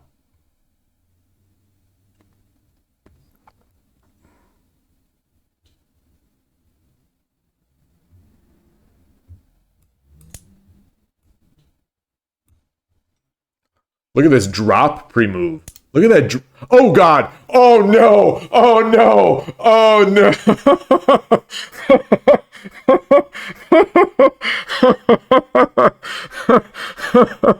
It was a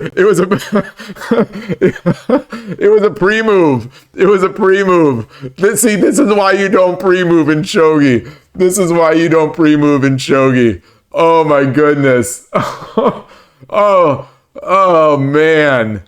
Oh. Oh, oh man, this was good. This was good. It's still fine. It's still fine. It's still totally fine. I mean, I like the position.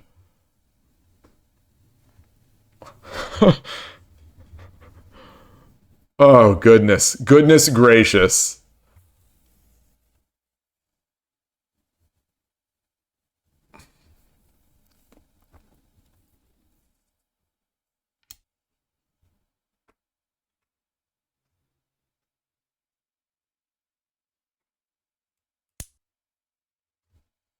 So, oh, okay.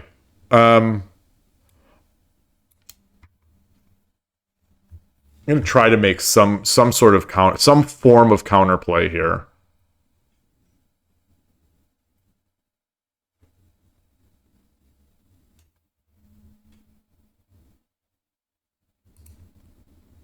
I'm guessing a pawn drop on 5-3 might just sort of end all that counterplay.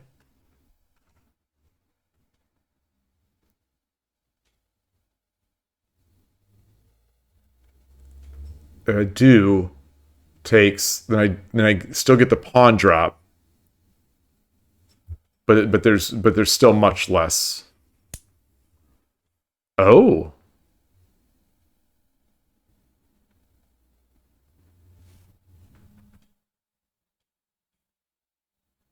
Ah. No. No, no, no.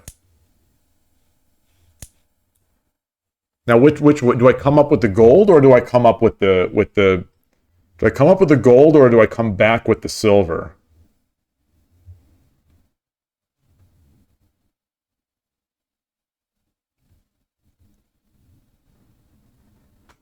And is it in any world? No, no, it's not.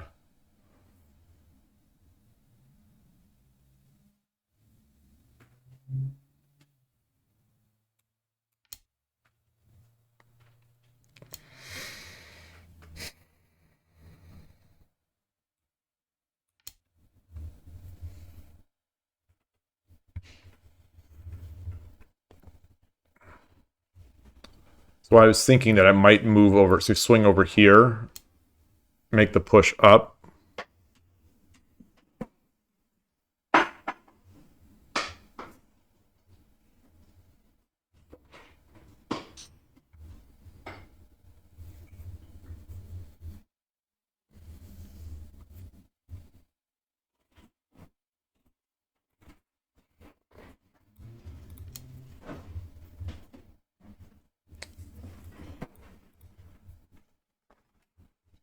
You die by the sword, you die by the sword. I'm gonna keep my pre-moves rolling.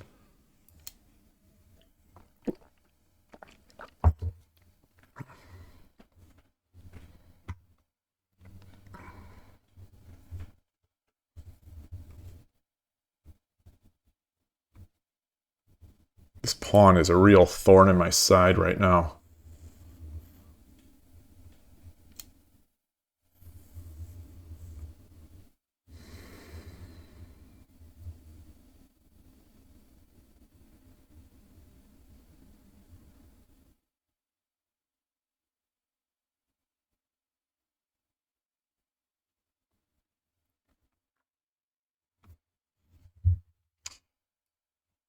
thinking here, thinking 8-2, or yeah, he's Gote. I'm thinking 8-2, the 8-2 pawn drop. If he takes, then I get the nice little fork, which might not even be all that good for me.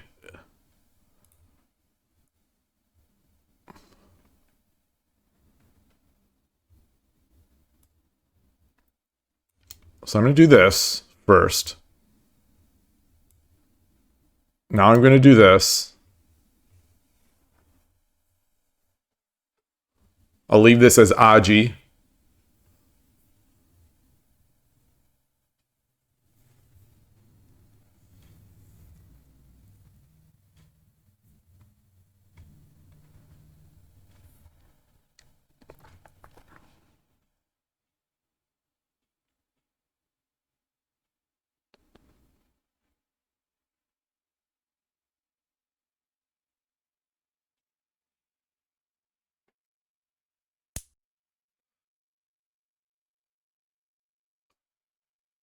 Oh. Oh, look at that. Oh boy, that's the backward moves. Backward moves are sometimes the hardest to see. That's looking strong. I don't have a pawn in hand. So if I drop here, he comes back, or actually takes this, and that's looking very good for him too.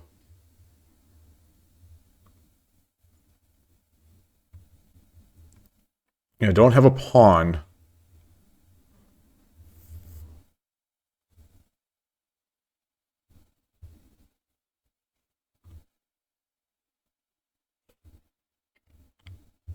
Hi, Tara, you okay? So, I could drop the silver here. 7-2, forcing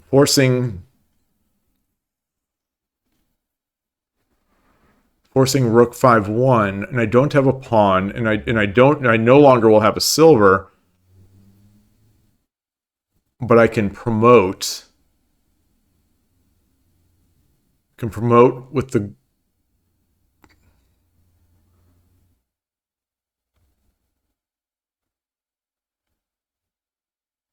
gold. Or I could do this. If he goes up, then I have the same idea, but now there's...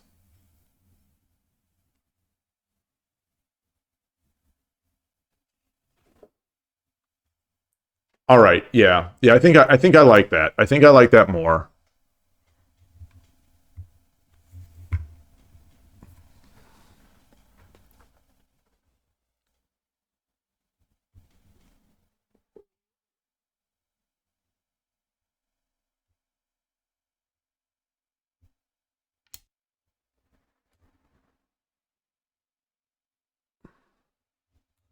Yeah.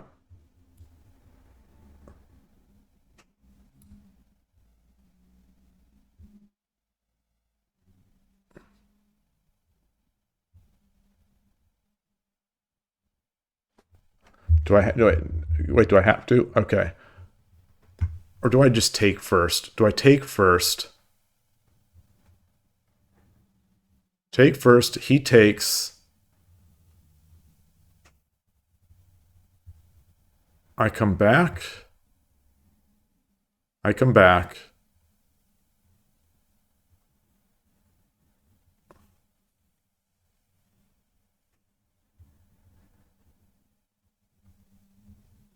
Yeah, let's take first.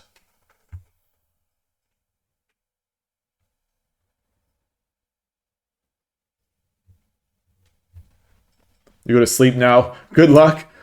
In time for your Urashino for once.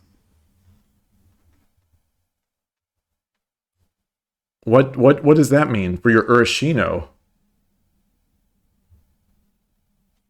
Should I threaten? Do I come all the way back or do I threaten?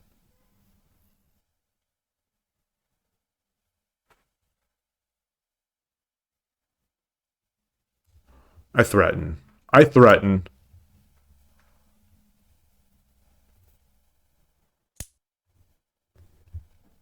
That's not good. It's not good, but maybe I can buy some time. Keep silver so I can come back down here.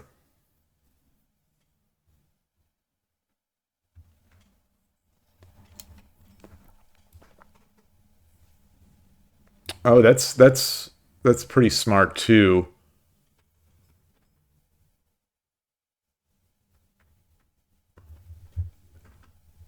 If I promote, if I promote, then the lance drop lets me come over here.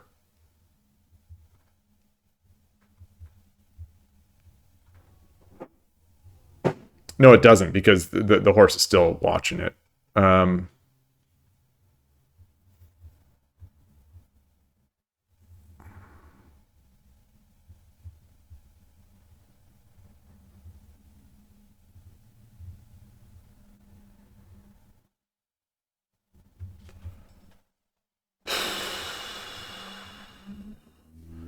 what about if I give this up? Pawn? So I'm gonna lose this rook. Pawn,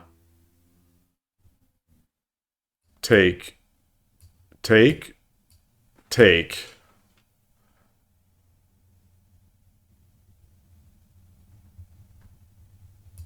Pawn.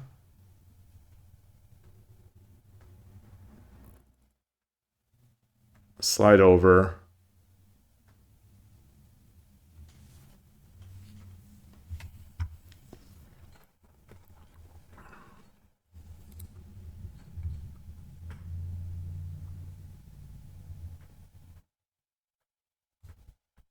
All right. Yeah, let's come in. Let's come in. I think.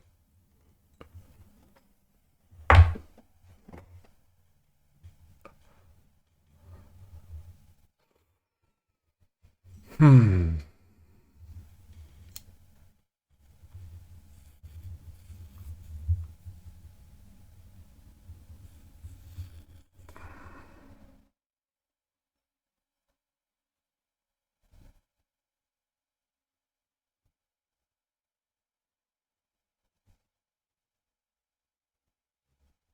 I'm thinking about somehow maybe even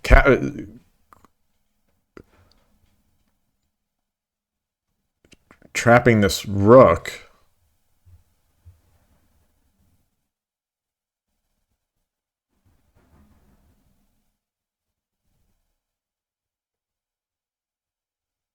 Is it? Is it trapped?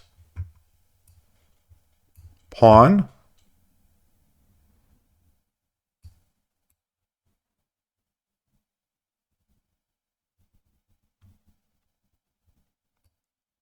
And then he comes in. All right, all right, all right. I don't think I dislike that.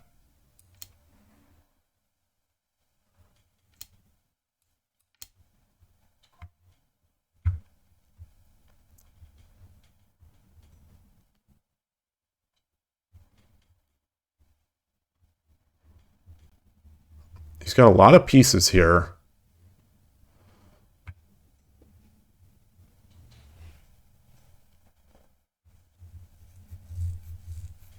He's got a lot of pieces. He's got a solid enough castle, I think. But I'll be taking a whack at it anyway. And I think I'll at least be able to get. I think I'll be able to get something for this rook.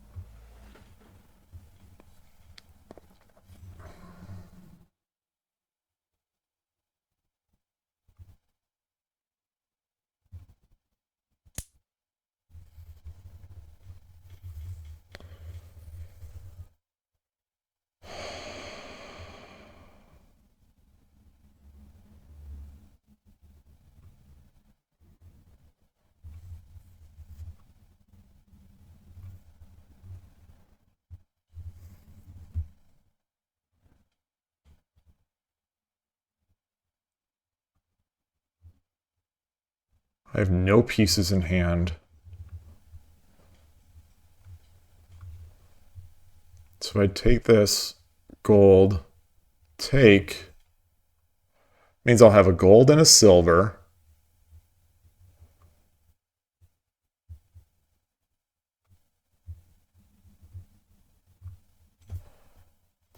The king will be here. I don't think that's enough, but I'm going to lose this rook.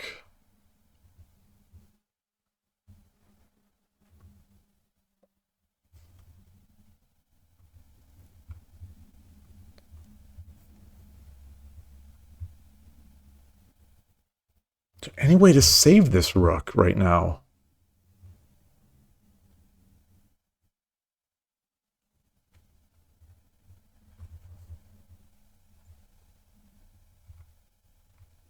Yeah, there is. I'll come up. I'll come up. Um,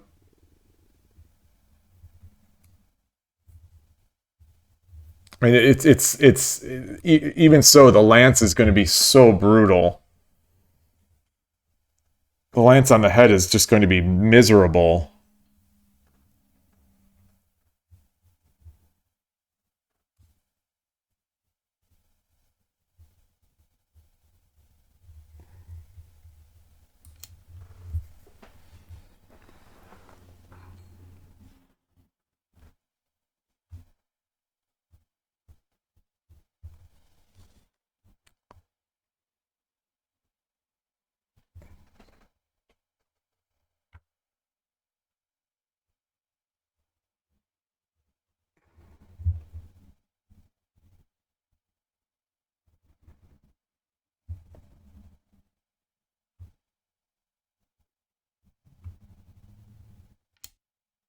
Mm.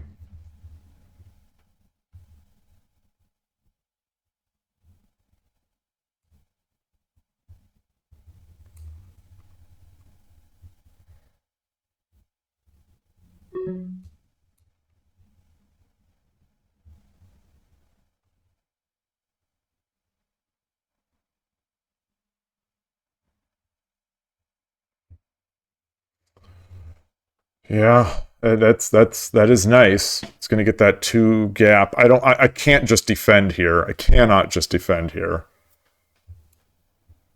I let's come back. Oh, all right. I'll resign if he takes it. Yeah. Yeah. That's why I wanted to drop. All right. But it's taking it still may not be worth. If he's got something faster. Yeah. All right. Resign. Actually, I wasn't in Byoyomi even. Oh, the Lee Shogi time bites again. Good game. Let me.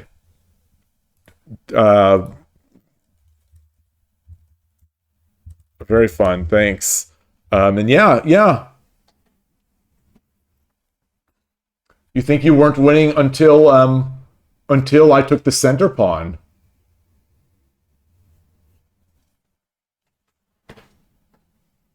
Interesting. Interesting.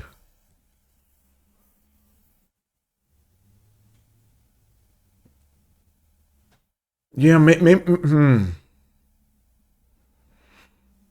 yeah, let's go back to that. Like this whole rematch, new opponent, study with opponent. I'm on the board. I am on the board. Why do I have to click any of these other buttons? I don't quite get that.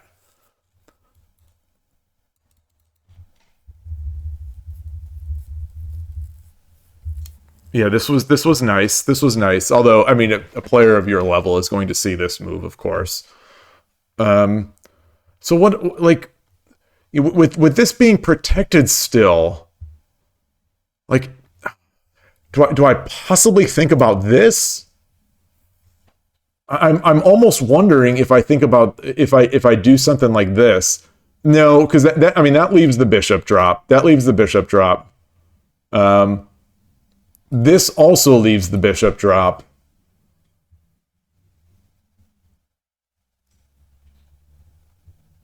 Maybe not. Maybe it doesn't. Maybe it doesn't. Well, yeah, it sort of does. The 5/5 pawn was preventing you from dropping one in the back. Well, was it trapped? I guess that's the thing. Was it actually trapped? I don't have any pawns here. Let me back up.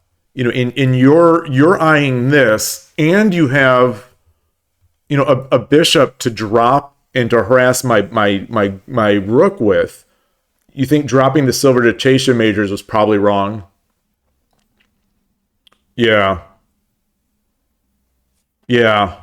Well, the idea to chase the major was actually it was to sort of get in here with tempo in a way. So I wanted to, like, it blocked this. It tempoed, and as I read it, I thought that, so my decisions were mostly between silver 7-3, silver drop 7-3, and silver drop 7-2.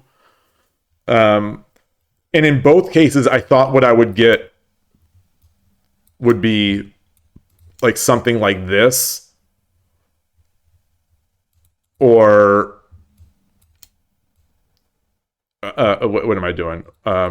Or then I thought, okay, well, I could do the same basic thing, and whatever you do, I come over here, so I get this same sort of attack. And I thought that cleaning up this pawn would be more valuable. I guess I didn't read fully your responses. I felt like I was on my back foot, and I was looking to try to be able to make some counterplay. Trying to attack. So even though I dropped over here, I was sort of aiming for over here.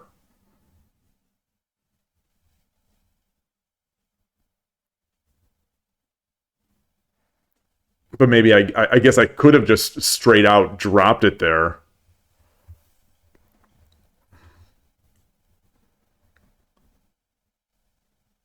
Yeah, exactly. Yeah, the pawn 5-1 drop. Yeah.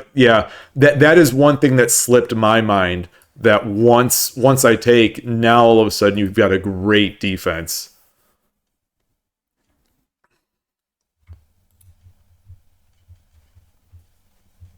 Very cool, man. That I don't. Looking back, I don't totally hate my misclick, or not my misclick, my miss pre-move. So let's find that.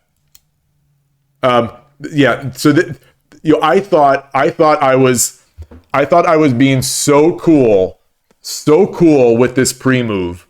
Because it was a dropping a pre-move. It was a dropping a pre-move on an empty square, like as a Nifu. I thought this was going to be so cool, and missed the somewhat obvious. So, but anyway, I just want to see now if how big of a blunder this was. So we're at so I've got the slight Sente advantage here, and boom, not too bad. Yeah, not too bad. Not too bad. It didn't feel too bad. It definitely, to me, didn't. In the end, it didn't feel too bad at all. Because I had this pawn, I had the rook.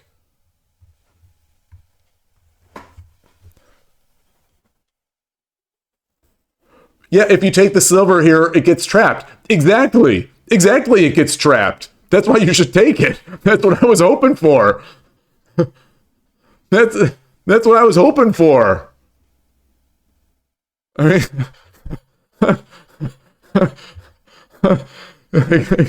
mean, exactly. So what was your problem? Why'd you take with the knight? Yeah.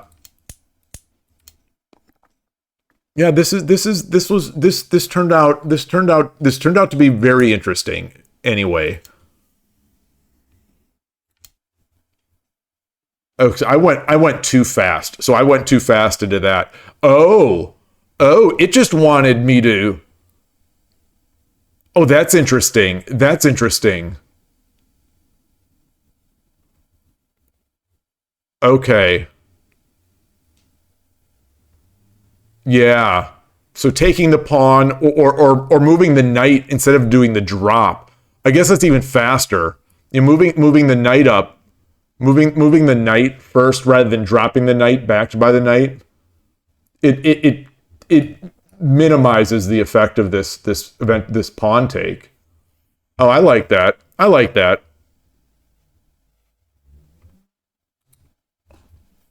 But yeah, this still turned out to be very fun. This still turned out to be for me anyway, sort of a a really interesting mini battle in there. Here you were considering dropping a pawn on 5-3, but that complete yeah.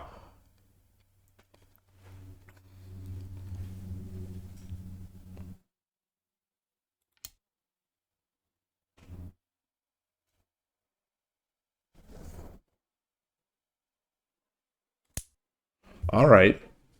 This was good. I appreciate the game. Thank you very much. Thank you. That was awesome. Yeah, we should. I don't. It's easy for me to say I was gonna say we should play again, but the weaker player shouldn't be saying what to do, because I benefit from this, and yeah. This is a really tough spot for me. Like yesterday's game, 5-3 is a weakness. Wait, like yesterday's game. What game yesterday? I'm trying to think of which game that was. Because we didn't play yesterday, and there were eight big losses yesterday's stream. Oh, the last game yesterday. Oh, okay. Okay. I haven't in reviewing that stream, I haven't gotten to the end yet, so I don't remember it. I'm sort of I overwrote my memory of the game with the earlier games being replayed on the replay. It's my brain has a very small buffer anymore, and so it gets overwritten pretty quickly. But oh man, this was fun. Shogi is so awesome. Shogi is such an awesome game. And even though it semi bit me that pre move, it felt good to make that pre move. And that should be part of the goal of promoting Shogi, is to feel good when you're playing the game. That's like that no joke. I think that's one of the things people just need to get. Like, I think once they get overcome the pieces, you sort of get them into that hook of like the fun of some of these moves, or the fun of some of these attacks. Yeah, I don't know. Far be it for me to say that Shogi has not been promoted properly in the past, but like the slow pieces sometimes seem like a negative, and like I've heard Magnus Carlsen talk about Shogi as just having slow pieces, and I've heard other people say that, and it's true, but at the same time, they're slow, but the game is fast, and yeah, we definitely need pre-moves in Shogi Wars. That's the thing. Like, if we had pre-moves in Shogi Wars, that dirty flag yesterday would have been much more palatable. Much more palatable, because I would have at least thought there's a chance. But like, I think I had Hishi. I had Hishi. The opponent was in Hishi, if I'm not mistaken, in that one game, and I had 30 seconds left, or 28 seconds. I had 28 seconds left, I think, and the opponent was in Hishi, and I knew I was going to lose that game, because the board was open enough that they're going to be able to spite check me for the rest of my time. And each move is going to take me at least a second to 2 seconds to especially with how clunky the selection of the pieces are. You've got to select, and then you've got to drag your mouse. You got to drag your mouse, and then you've got to select, and then you've got to drag your mouse, and then you've got to click, and then and that's it. So I knew I was going to lose. It's sort of a to me it's sort of a very unsatisfying feeling when the opponent's in Hishi, and I've got a lot of time. 28 seconds is a lot of time, and I know it's just not going to be enough. It's not going to be enough to avoid all the spite checks. And the clock is a piece. The clock is a piece, but on Shogi Wars, it's too strong of a piece. In other games or in other sites, the clock is a weapon, and it's maybe it's a knight or a bishop or something like that. But on Shogi Wars, it's a queen or it's a rook. The clock is a rook.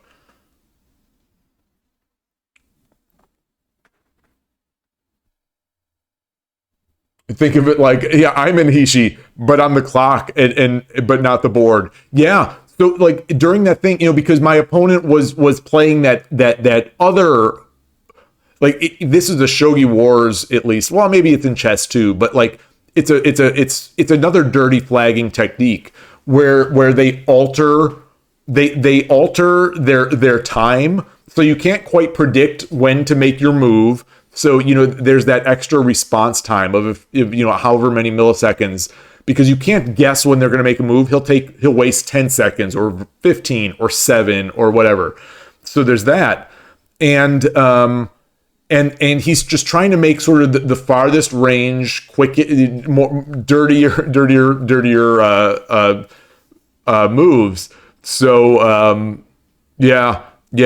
it's so tough. But anyway, good to play on Lee Shogi.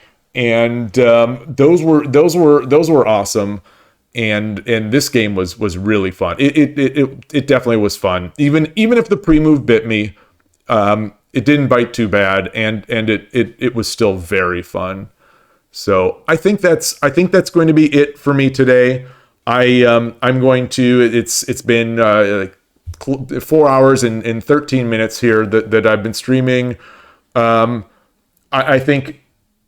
I haven't exercised yet today or done anything like that. So I think I'm gonna do a little exercising, do a little walking, and maybe eat a bit before the Shogi Club later tonight. So to everyone who hung out and chatted, like we had a big chat during the Tsume. That was a blast. Thank you. Yeah, good game. Yeah, enjoy your work. Enjoy your work. And just have a great rest of the day. Thanks everybody, and that's it for me. Take care. Bye.